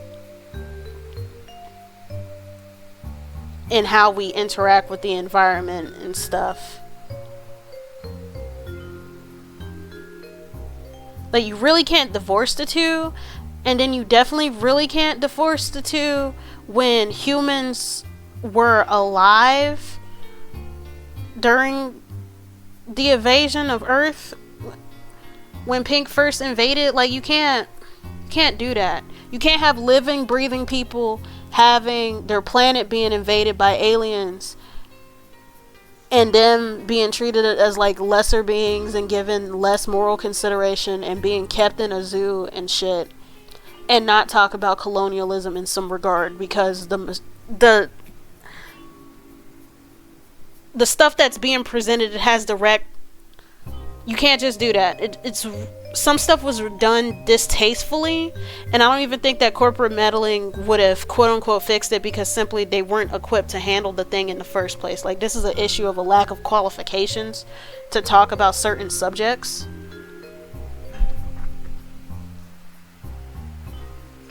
And that's why the show in a lot of ways ended up being a huge mess. Like, I feel like if Steven Universe was about like if Steven Universe as a whole was more like Peridot's character arc, where it's about aliens learning human morality and learning to have agency outside of their assigned prerogative, I think that would have made a compelling story overall, instead of trying to engage with so many different political issues at once and poorly handling them, and then like trying to soften that up by making it a familial allegory. But that's just me. And also if there wasn't corporate meddling, because that's the number one reason. Like the fact that Rebecca Sugar, because like I have the Steven Universe art book. Rebecca Sugar said several times how she didn't want Steven to like be in charge and stuff. How she wanted it to be about like the crystal gems are his goddess like older sisters, and Steven, who originally was trying to be more like them, realizes that he needs to come into his own and go his own path. She always wanted that, but Cartoon Network insisted that he become a leader of some sort so that male audience members would have somebody to quote unquote relate to. When really that's not really relatable. It's more about catering to a male power fantasy. And that's where we got those issues of like Steven becoming a messiah and all this other kind of shit later.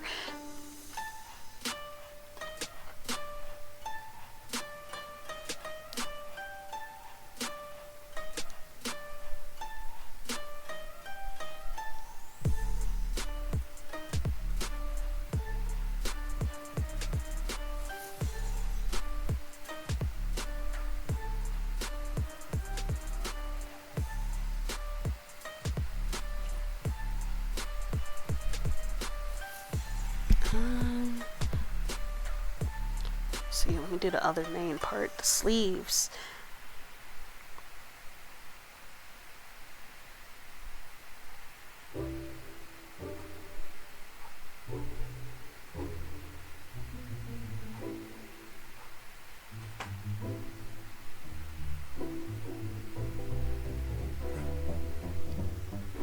But what was I talking about again? Oh yeah, being disappointed in a work that you really liked or appreciated or respected in a lot of regards because of the artistry and because of corporate meddling and just bullshit going on behind the scenes. Like,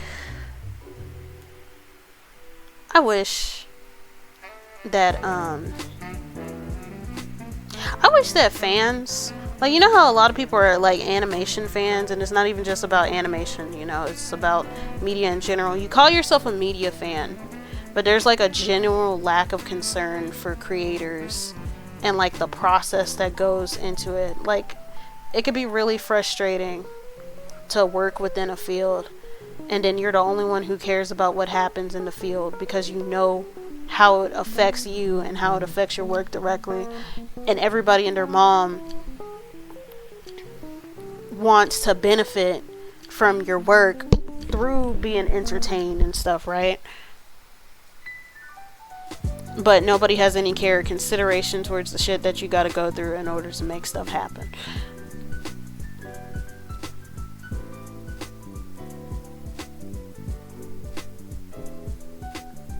And that's why I'm happy to see the writers and the Screen Actors Guilds go on strike, because like this is a long time coming with folks in entertainment being neglected.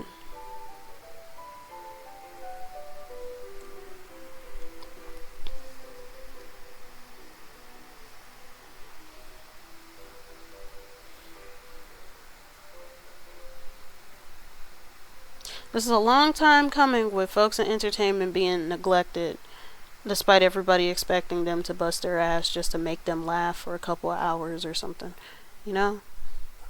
Now I just need the Animation Guild to buck up and do the same. Because artists be the main ones talking about how we're tired and stuff, and how we got carpal tunnel syndrome at like 19 years old. Well, not 19, but like, say 27 years old.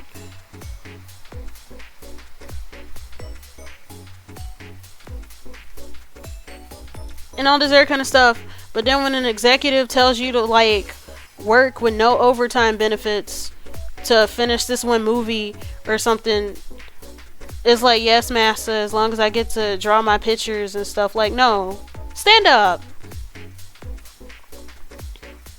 Like, is the Animations Guild negotiating about striking at all right now?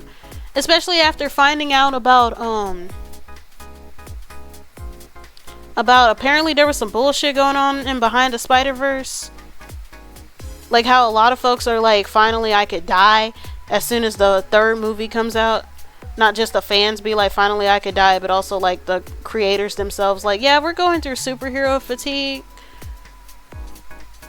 And it's not even because of like fatigue with the genre, but fatigue with like the work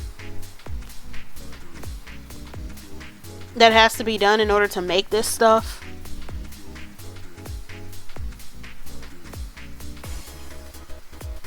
So I'm like, when the hell are they striking? Is there even a comics guild? When the hell are they striking? Why is it that Comics Broke Me was trending on Twitter?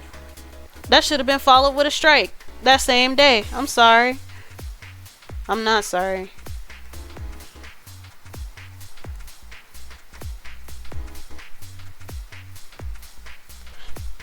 Like what I was talking about earlier with funding the different Kickstarters and stuff. Ever since this stuff happening with Twitch, I am promoting direct contribution a lot more because that is becoming a necessity. We cannot depend on these third parties to pay us. And like folks are moving to Kick, right, because of the 95-to-5 ratio, but like it's not guaranteed that they'll keep that model because honestly it's kind of unsustainable. Like the only reason why they're able to do that is because of the gambling and crypto thing. And anybody who knows how these crypto sites work, because crypto is a very unstable form of currency, that's all it takes is like one collapse and it goes to shit. And then the site can end up shut down. So like y'all who are switching to Kick, please be careful. Please have a backup plan. Do not put all your eggs in one basket. I understand that you're trying to get your money, but like maybe consider just getting your money and going and not getting your money and expecting to stay on there, because I really doubt that that shit is going to last because of the rocky ass foundation it was built on. Please be careful. My thing is, we need to support direct contribution instead of paying a company to give your favorite crumbs. Just pay that person directly, because like time and time again these platforms, like even with YouTube,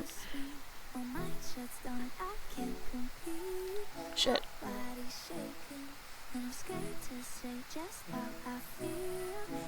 Hold on.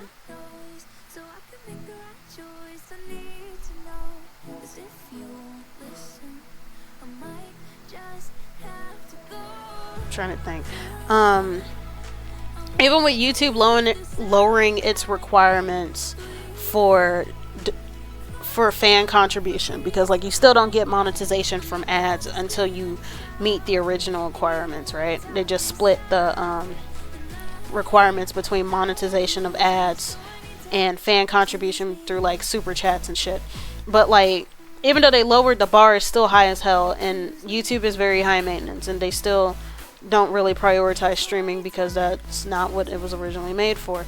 But it's just the fact that we're constantly being screwed over by platforms, yet they expect us to dance monkey dance on screen just to bring in that attention revenue and stuff,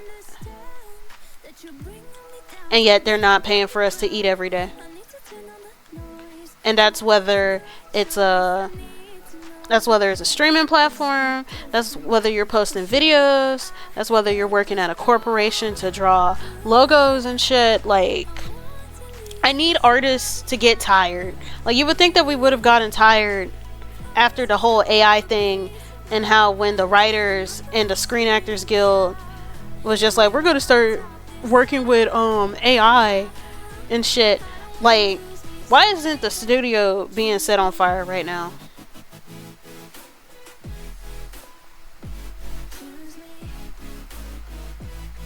Like, explain that shit to me. Why isn't the studio being set on fire? Why?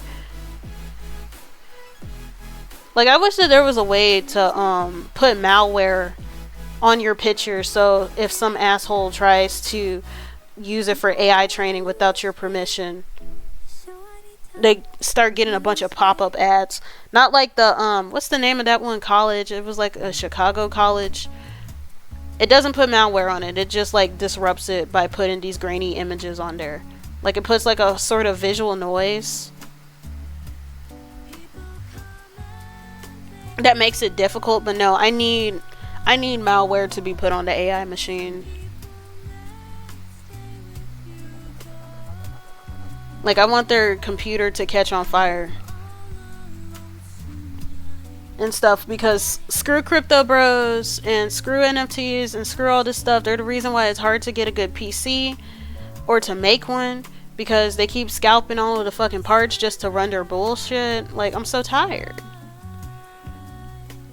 I need people to get angry, and I need people to get like destructive, but in a self-productive way. And I emphasize the self-productive way because there are plenty of artists who are hurting themselves. They're hurting themselves for their craft, or they give up and they resort to self-harm out of frustration. And I think the reason why that happens is that we're always expected to take the blame and to take the brunt of it. Like, instead of hurting yourself, hurt these companies that aren't appreciating you. And of course, that's easier said than done. I feel like the reason why a lot of artists and entertainers tend to be more self-destructive out of frustration than retaliative. Well, it's like what I said, how we're conditioned to be like it's our fault and stuff, that we're not in the position that we want to, regardless of how hard we work and stuff, instead of directing that anger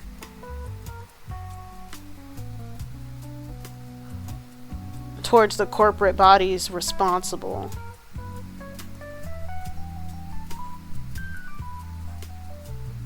And I don't know how to like encourage a change in mindset with that.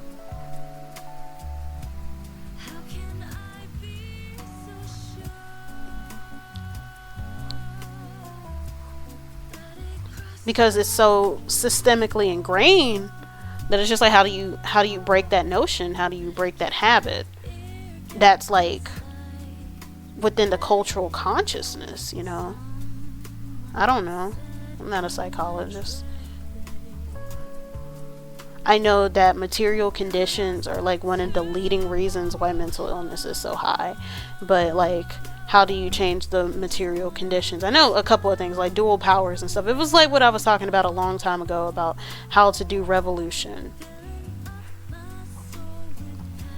Artists are very disjointed. There's no one org to contain us. Yeah. Because we have all our different factions and stuff. I just wish that we would at least unite ourselves whenever it comes to like basic rights and shit. And even then, that's fucking hard. You got grown adults who are jealous of kids more talented than them, and they're like, yeah, they don't need a livable wage because they're a kid. They don't have any bills. And it's just like, you don't fucking know that. Like, you know, there are grown-ass adults that advocate against like kids having minimum wage, like having the same wage as adults. Like, their age isn't changing the fact that they're doing the same kind of work.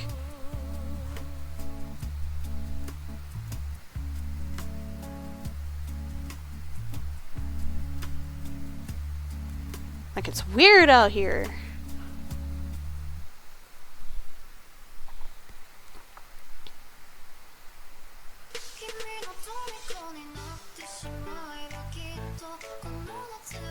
And folks don't realize that like child resentment makes them a part of the problem. These companies want workers to be divided.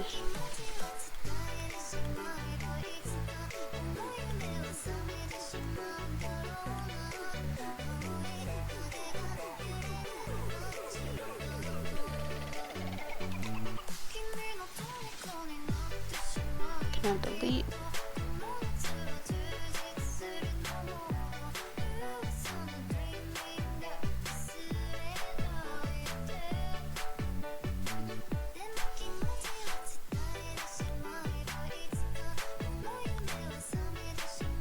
And then what I was talking about earlier, Donnie, like you know how folks are talking about the submarine incident that happened.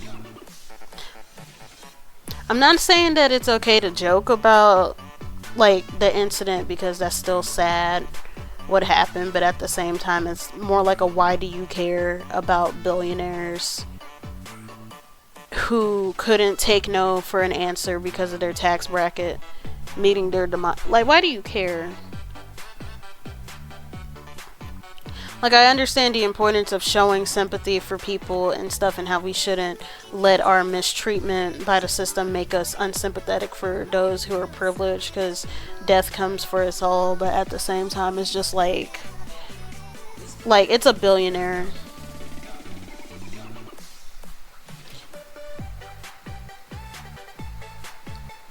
Like, folks be saying eat the rich, but then you crying about folks making jokes about dead rich people. Like, I'll cry for a millionaire because a millionaire still gotta work to get their money. Like, most millionaires are usually like entertainers and sports folks, like say Chadwick Boseman. Like, I'll cry. I didn't cry when he died because I really don't cry over celebrities, even with the impact, but like I understand it and I won't make fun of people who mourn him, because like he was definitely a kind-hearted person and he's actually somebody to mourn. But a fucking billionaire, I do not care.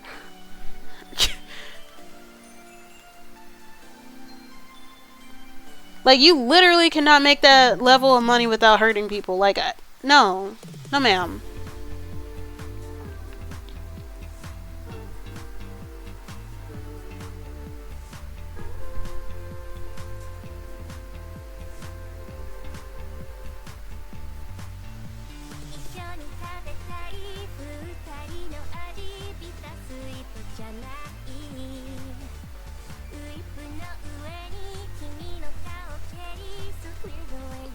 So let's see, let me turn on the buckles. How long have I been streaming? Okay, I'll stop at 3 hours.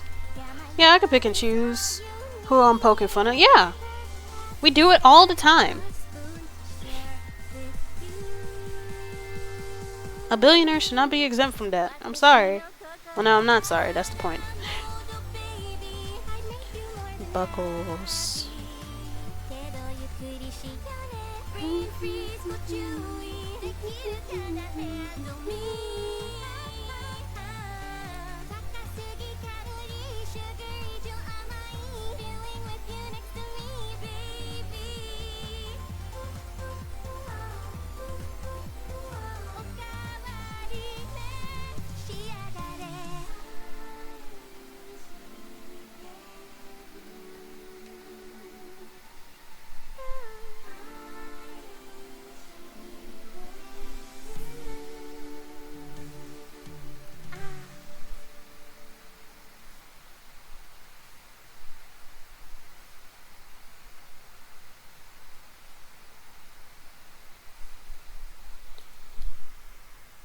Let's see.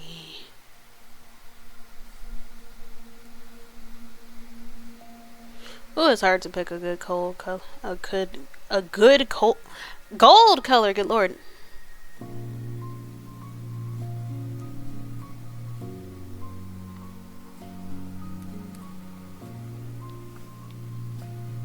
Actually, no, that's too brown. That's better.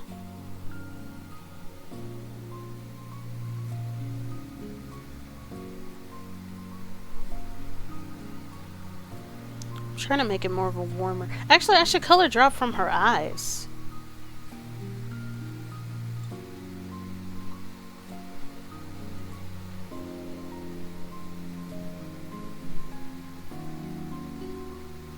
Or actually, I have the actual illustration that's easier to pick from. This is my volume 4 design.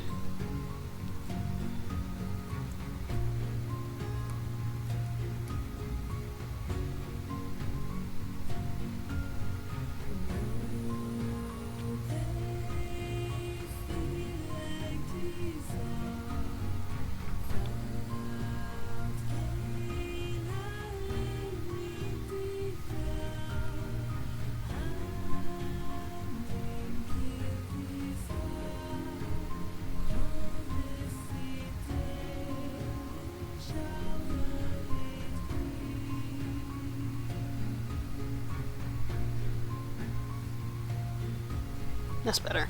Okay.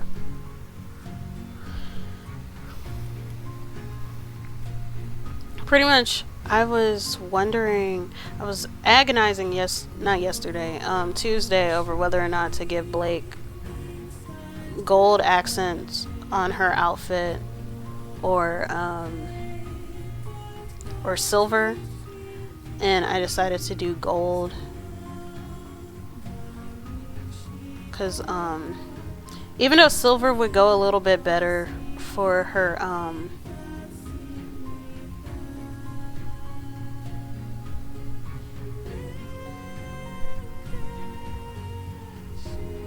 silver would probably be better for because her palette is a cool palette. But I like doing coordinating outfits for couples, like showing some means of showing relation to each other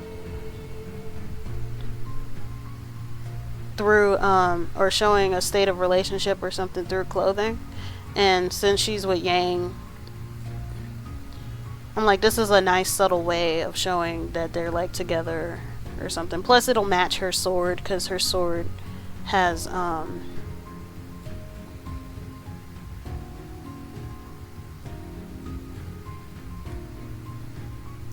her sword has gold as a reference to kintsugi, which is a Japanese pottery technique where you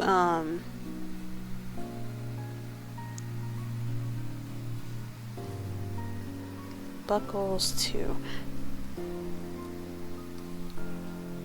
where you put a broken piece of pottery back together by using gold, like some sort of gold dust in the glue.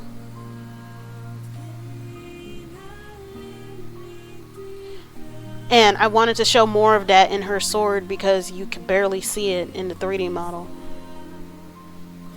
It was just like, well, it only split in one part. And it's just like, okay, and like, with kintsugi, you don't necessarily have to add the gold to just the broken parts. You just gotta add gold to it. Because like, sometimes they break it even more just to be able to show more of it. With the pottery and the plates and stuff. So it's fine.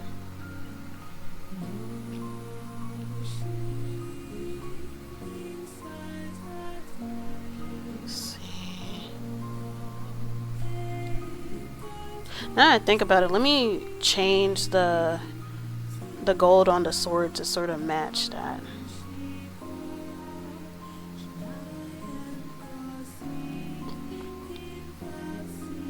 That's better.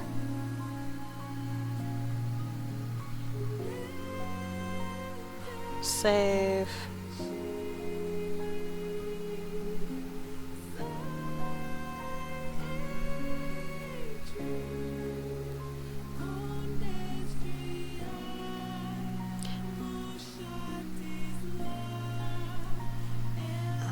Coat, gloves.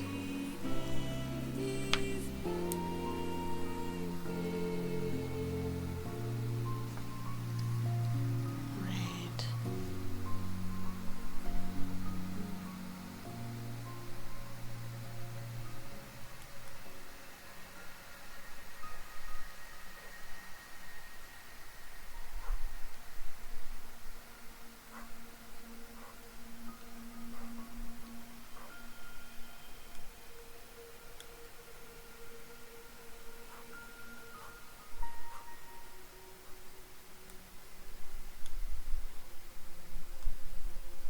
Connect.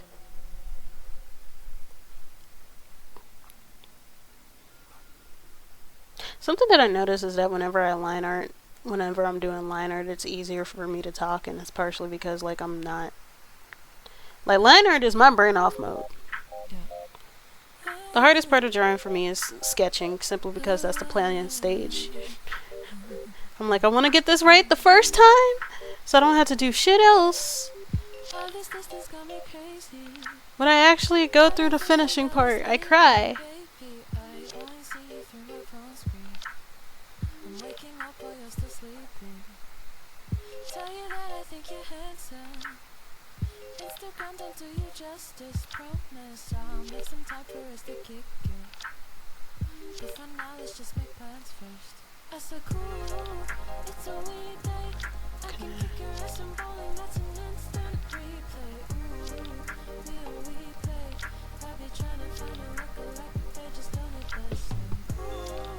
Connect.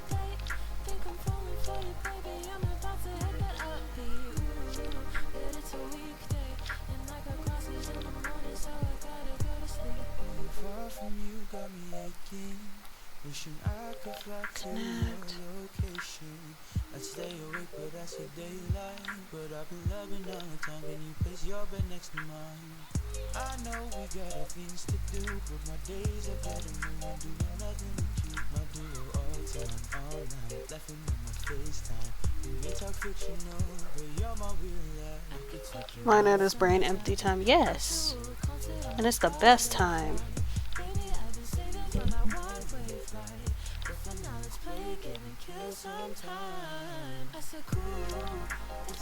Laugh.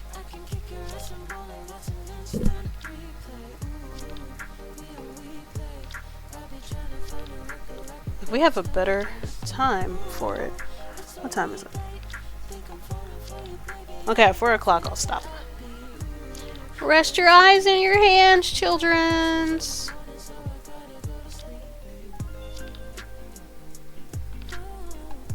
Plus I'm hungry, so I'm also gonna eat after.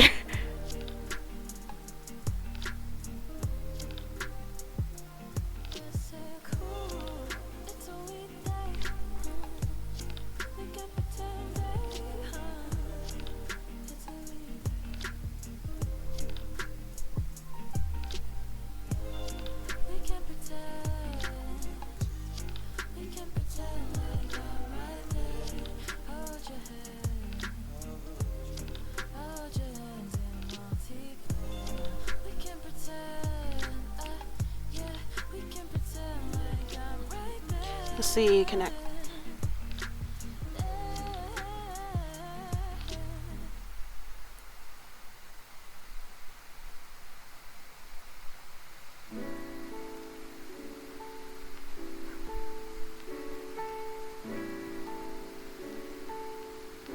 Coat. Main.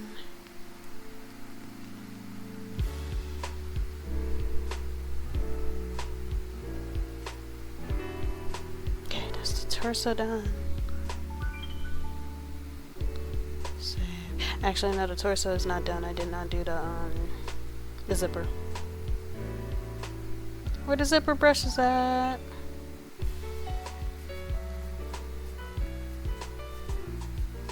Let me delete these chain brushes.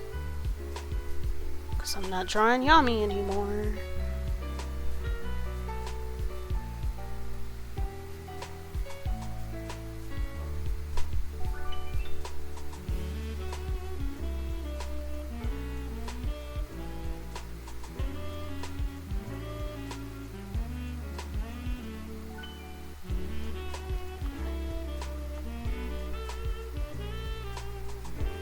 I need the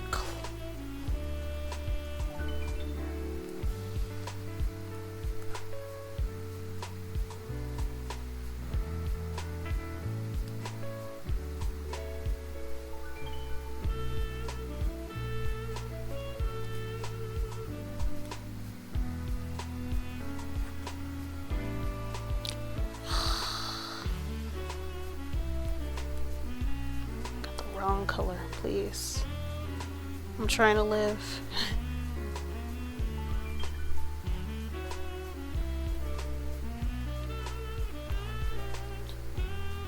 Make the zipper a lot thinner. Shit.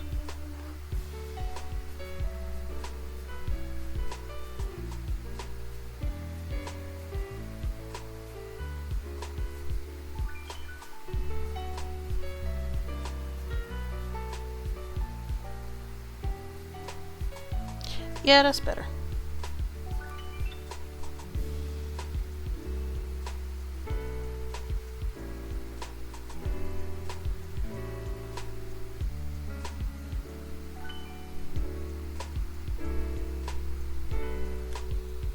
Okay, now the torso. That's done. Now I just gotta do legs. Legs and boots.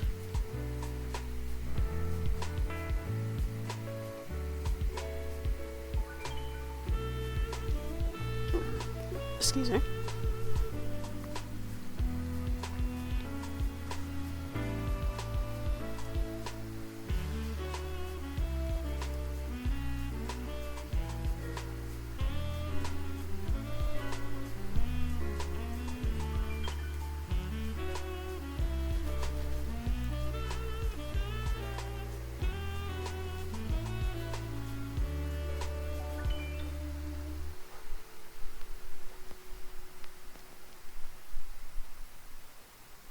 Also, this outfit is a little bit more simple compared to... Is it?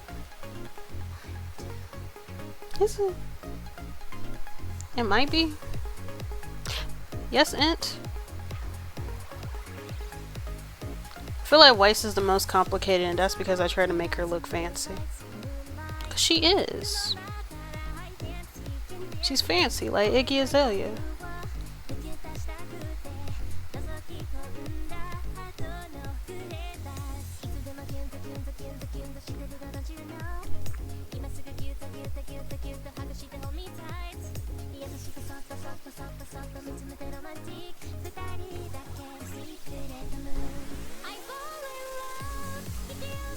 Shit.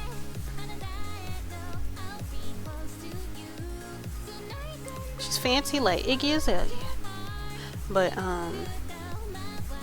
front leg.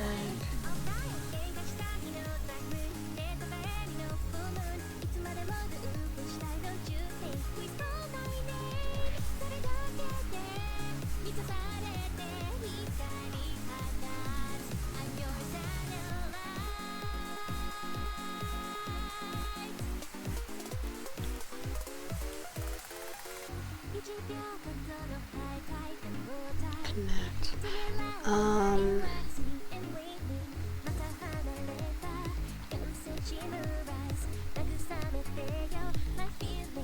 What was I trying to say? Oh yeah, whether or not the outfits were simple. Like, I think that they maintained some kind of simplicity. My whole thing was that I'm like, is this somewhat easy to cosplay? Like, does this look straightforward to cosplay? Is this fine?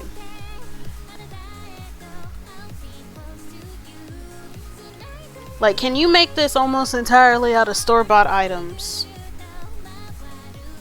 without having to do a lot of finagling or something? And given that I took references from real clothes, like, I'm like, yeah, this works. Cause like, even though I can appreciate the added detail with the new Ruby outfits to a certain extent, I feel like what made the outfits so endearing was because they were easy for folks to cosplay. Because like everybody and their mom likes complicated outfits, but like a lot of people don't like agonizing over their shit not looking right or their shit not being accurate. Because you know how some people could be fucking purists when it comes to cosplaying and stuff, and it's just like you don't have to worry about that at all when all you gotta do is just wear a t-shirt and jeans, but like with an embroidery patch on it, so it at least has a semblance of drip. Get it? Semblance. Because it's Ruby. Aren't I so clever? But, lame. But,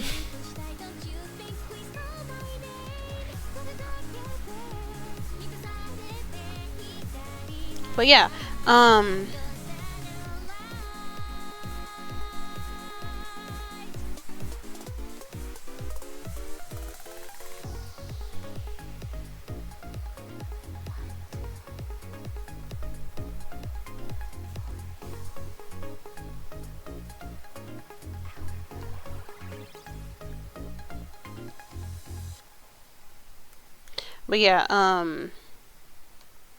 But yeah, in the spirit of that, I wanted to make these outfits somewhat simple. Shit. And I think I've somewhat achieved that given how quickly it has taken me to like sketch it out. It's just, well, yeah, given how quickly it's taken me to sketch it out. And line art and stuff, which is nice and is very convenient for my schedule.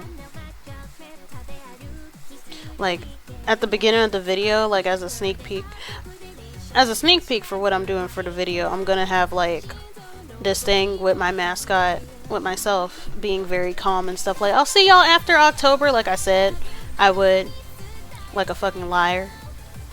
And then there's just gonna be a montage of me freaking out and stuff as I continuously miss the deadlines that I set for myself because life happened. And it shall be glorious. Let me save.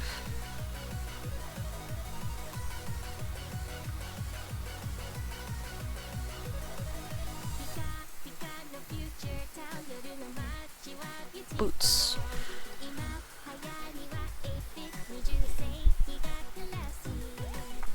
So what I'm gonna do for these last couple of minutes is ink the boots, and then I'm gonna do a color test, and we're gonna pray, because color testing, it's always been hard for me. Like, I love color, plus I'm using a color that I'm comfortable with. I keep telling myself, well, no, it's not that I keep telling myself, I just fucking lied. My New Year's resolution was to use colors that I don't use usually, because like I noticed all of the illustrations that I made last year, and they had some variant of blue, purple, and red. At least 2 of the colors of those 3 incorporated into each work, and it's just like, what the hell are you doing?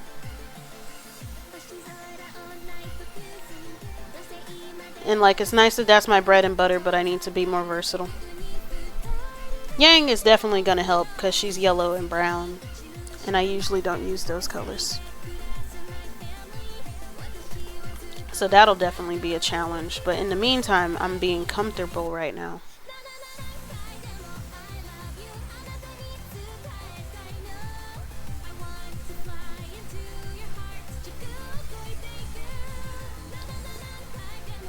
Let's go, Pida.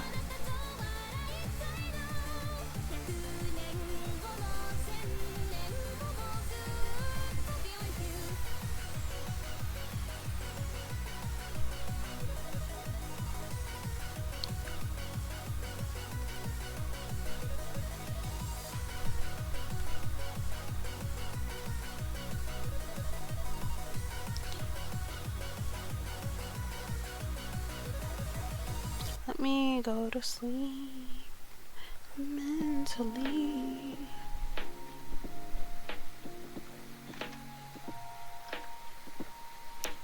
What am I doing?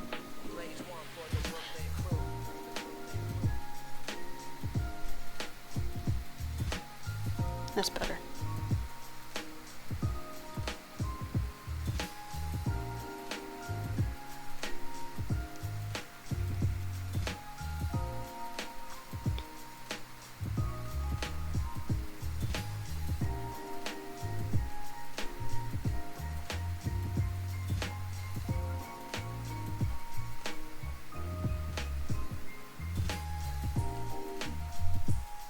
Did you see the Pida Ocean and Space Collide? No, I did not. That exists. That exists?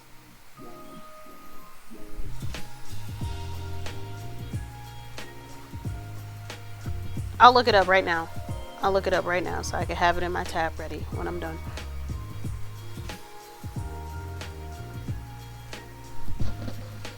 Let's see. Let me send. Could you send it to me in DM?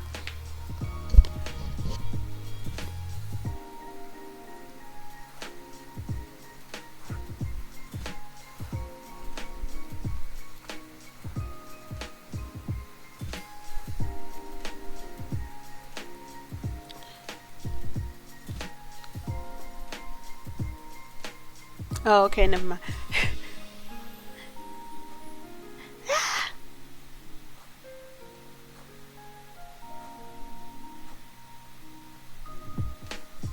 Okay, let me connect these and hope they don't get wonky from the connection.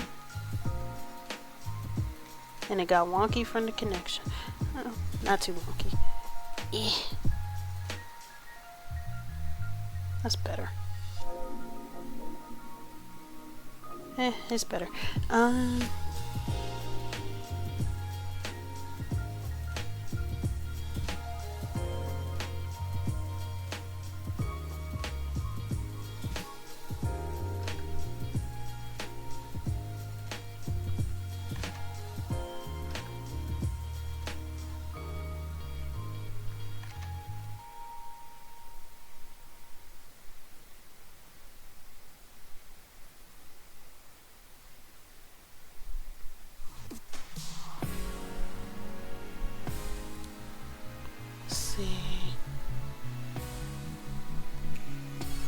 Oh, is it getting funky in here? Shit. I like how I got excited and then I proceeded to have wobbly lines. I cry.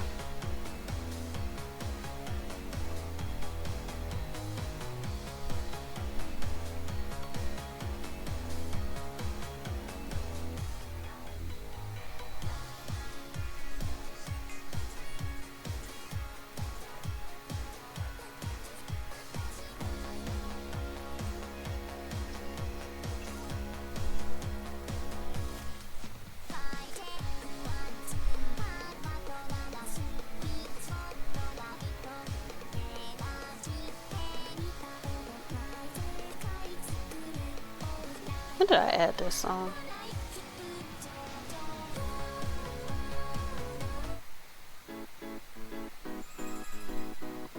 I'm not the biggest fan of that song, so I removed it. Okay. Give me just a moment.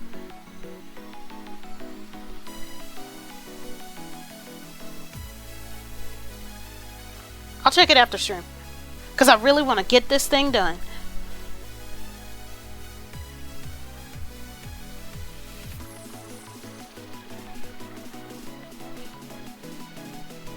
Or honestly,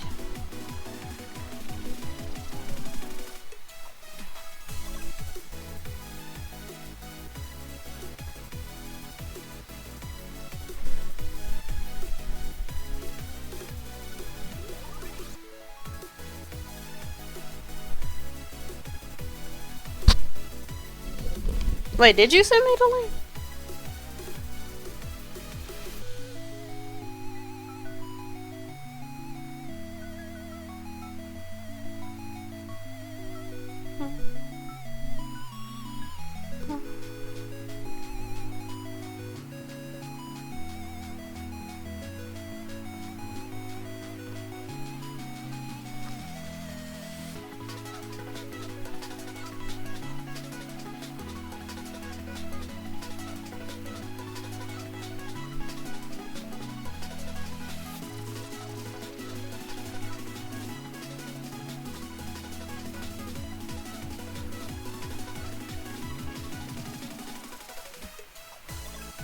Shit. Come on!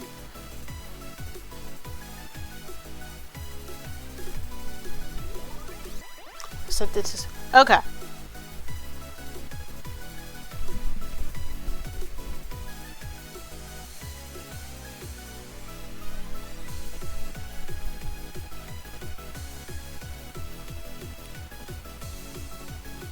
Oh, the link isn't in there.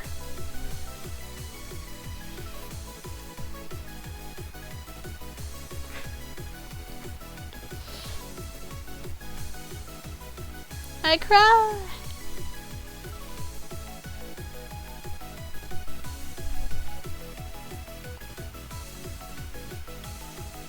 Oh yeah, speaking of Discord,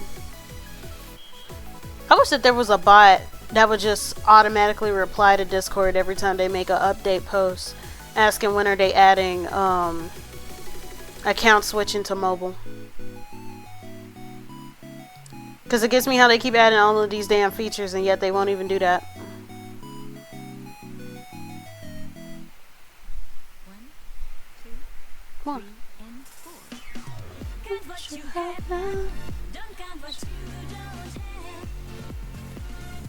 Oh, Twitter DM. Okay. Oh, this is so cute. I want a sticker. I thought of Discord. I'm sorry. I'm on Discord more than anywhere else. That's probably unhealthy.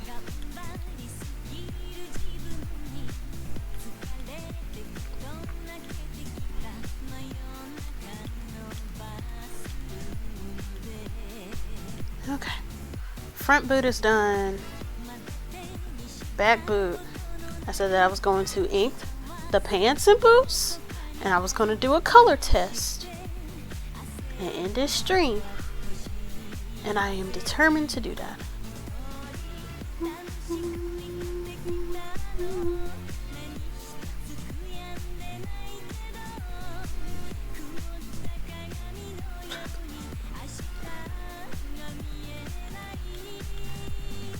Dun, dun, dun, dun.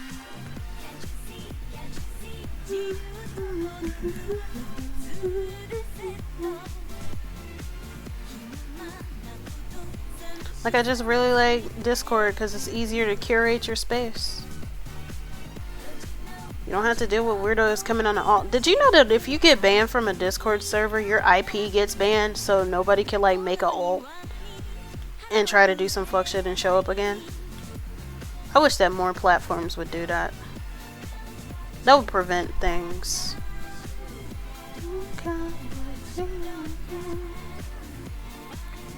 Actually, no. I'm glad that they don't do that because I got like I got 3 accounts.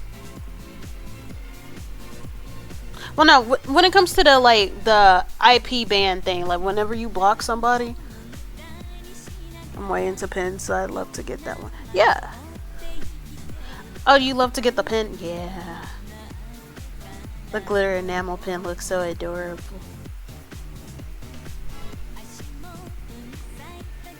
Like, I don't want them to ban... Well, no, yeah. Like, honestly, imagine if you ban somebody... Like, if you block somebody on a Twitter alt, and then they're automatically blocked on all your alts, so you don't have to go into your settings all the damn time.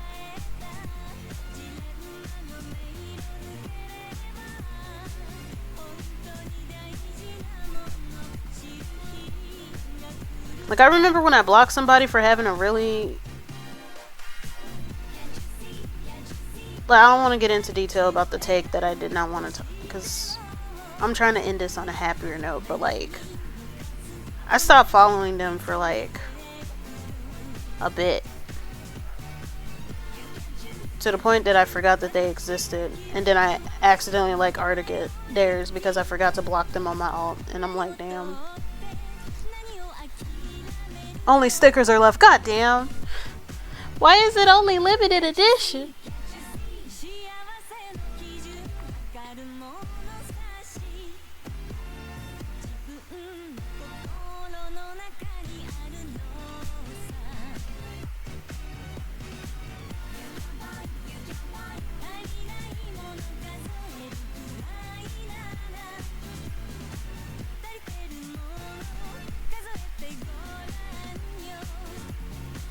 Shit.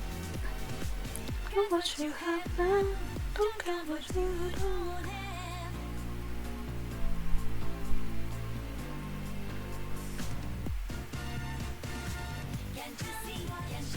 I need to draw out the actual bumpy things. That will be helpful.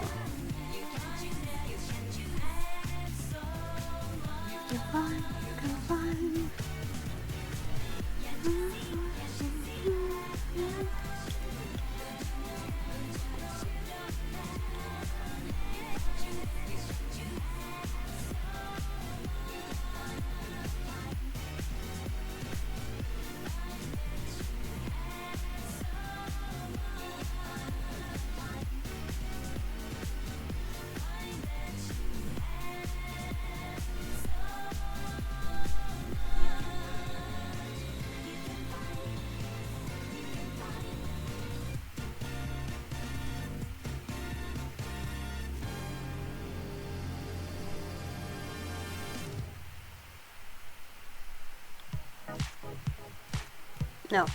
I like how I took a quick look at it and was like, yeah, no. No, ma'am. Bum, bum, ba-dum. Bum, ba-dum, ba-dum, ba-dum.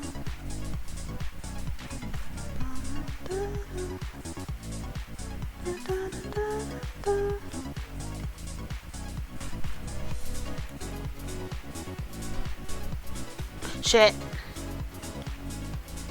Do not erase that. Do not be stupid.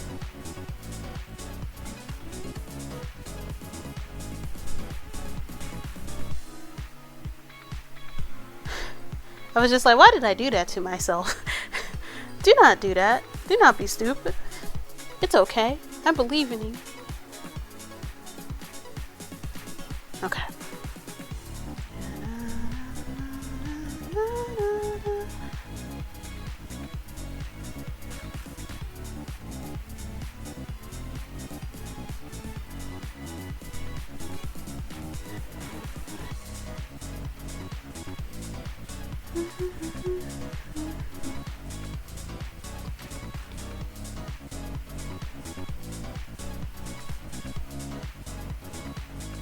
Okay.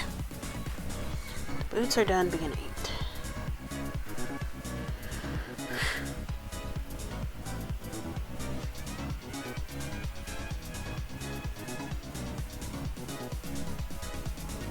Look over the liner. I'm missing a detail, aren't I? Yep, I'm missing a detail. I'm missing a couple actually. I'm like, the boots are done, right? No. No!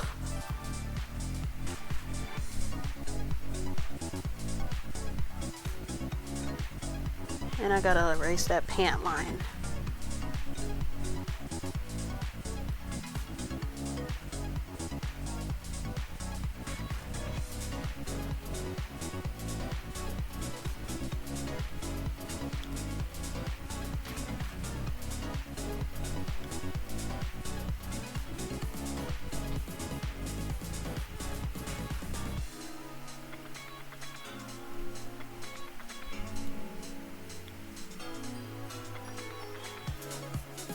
Okay, buckles.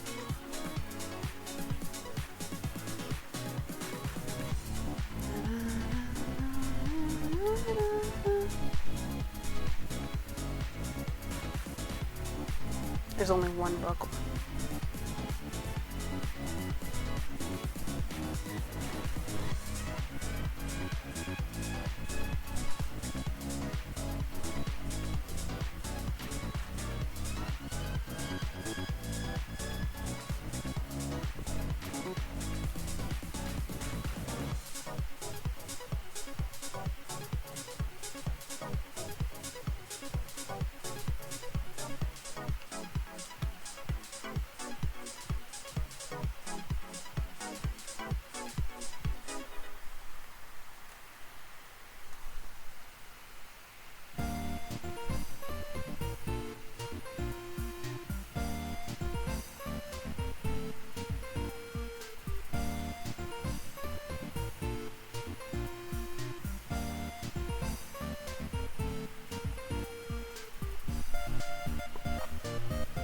I hate how whenever you like transform a raster layer, it gets all like weird, like pixely and weird, and then you gotta go back and erase shit.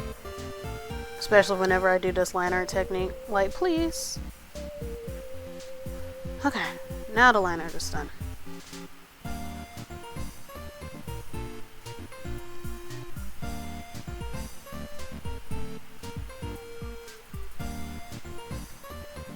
Color test.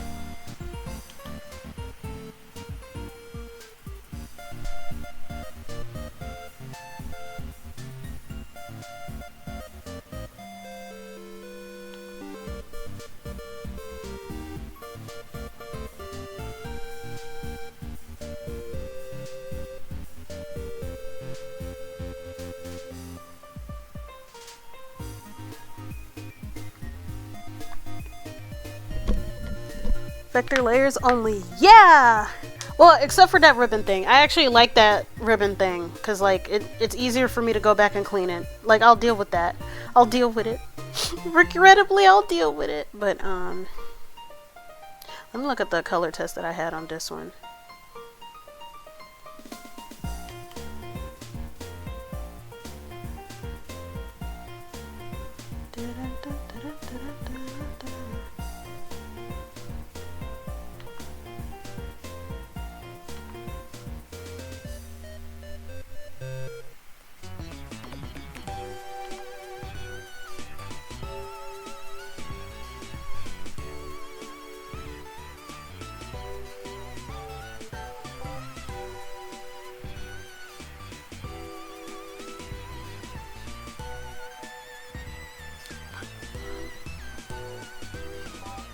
That'll make it easier. There's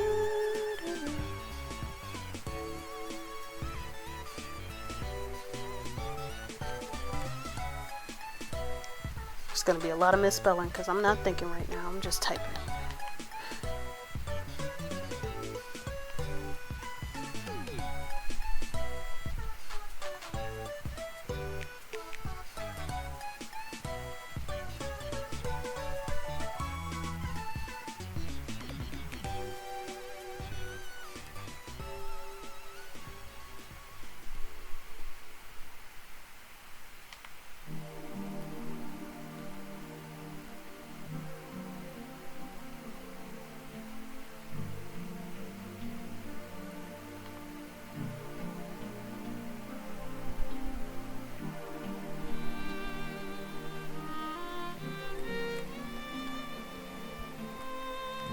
Sleeves.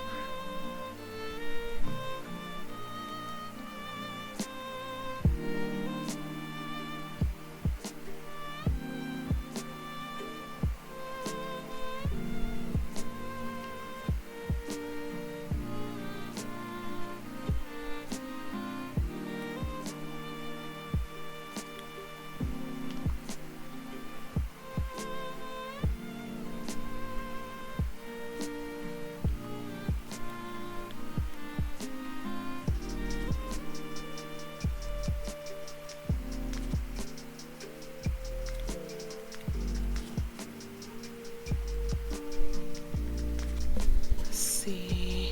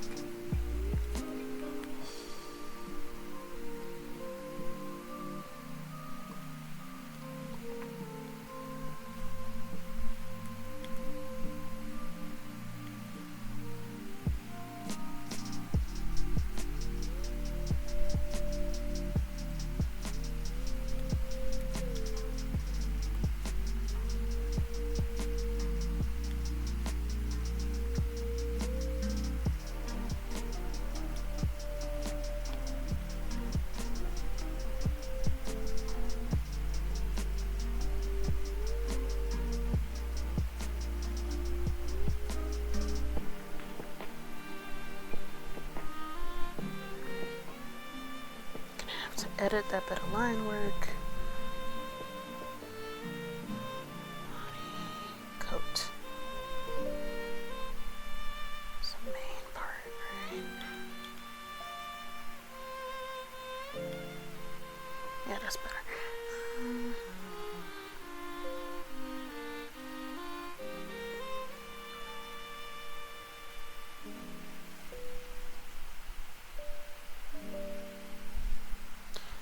Lining.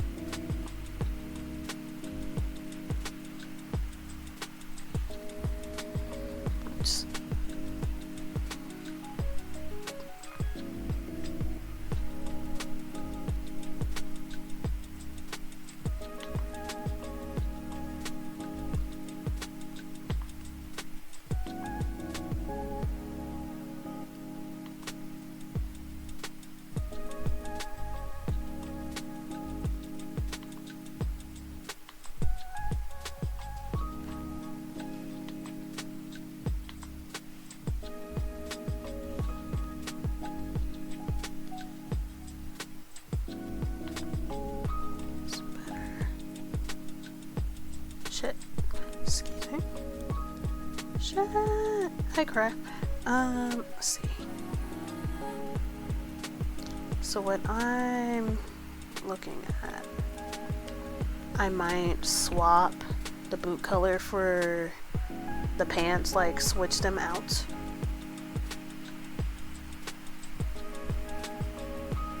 To make, instead of making the boots black, making them purple leather instead. Maybe.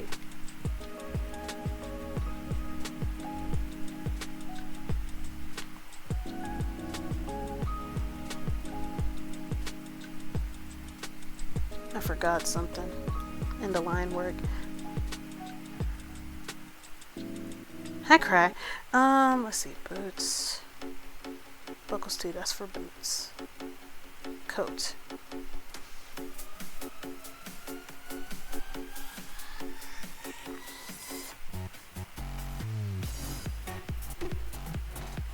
Sketch.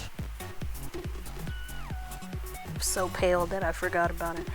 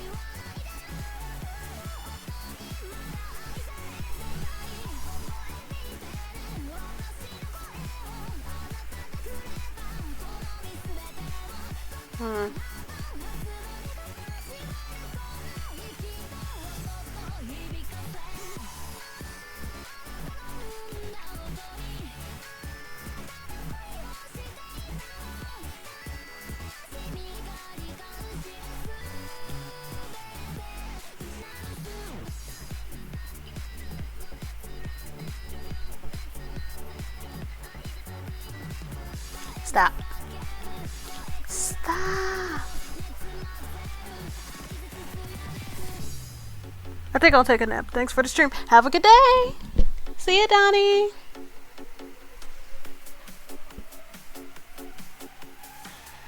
Let's see.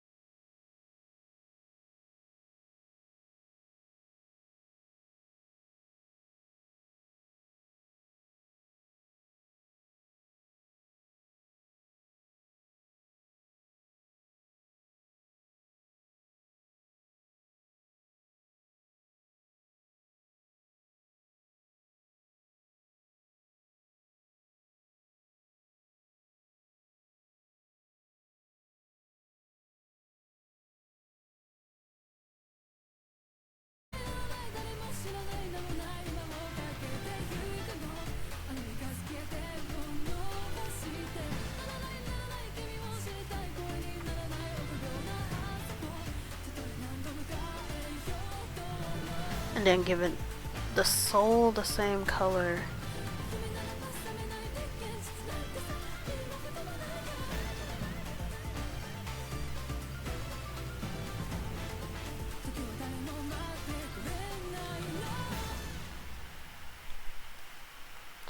Let's see. Okay.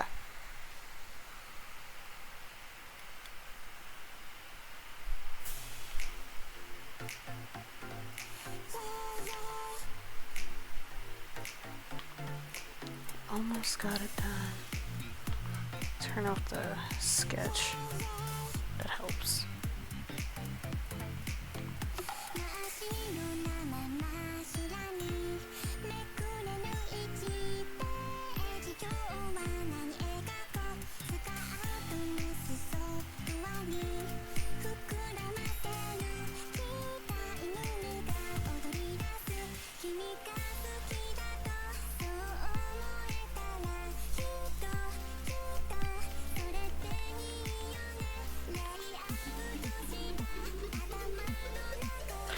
I'll make the pants a little bit lighter.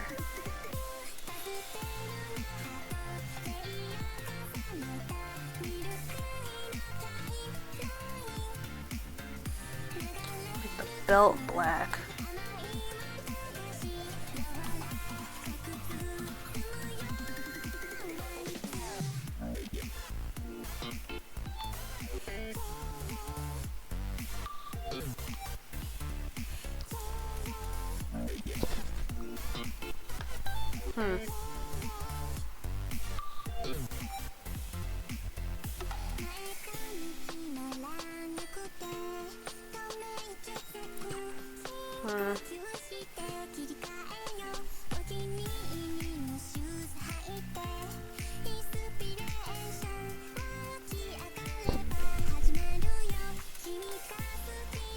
Did I plan on adding pockets to this?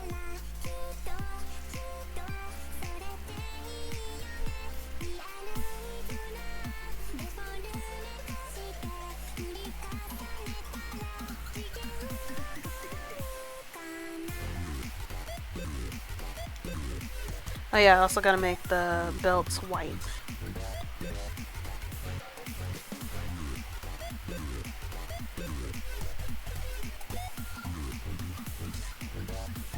So they stick out.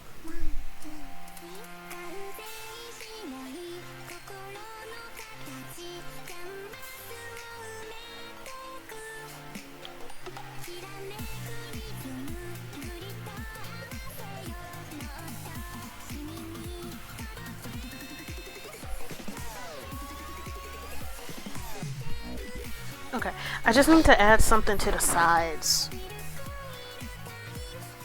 And maybe some texture to the coat itself. I'll do that another time. This is a good spot to stop. Okay. Thanks for everybody who came and listened to me ramble while drawing Blake. I'm really glad about the timing that I made with this. But I hope y'all have a good evening. Stay above water.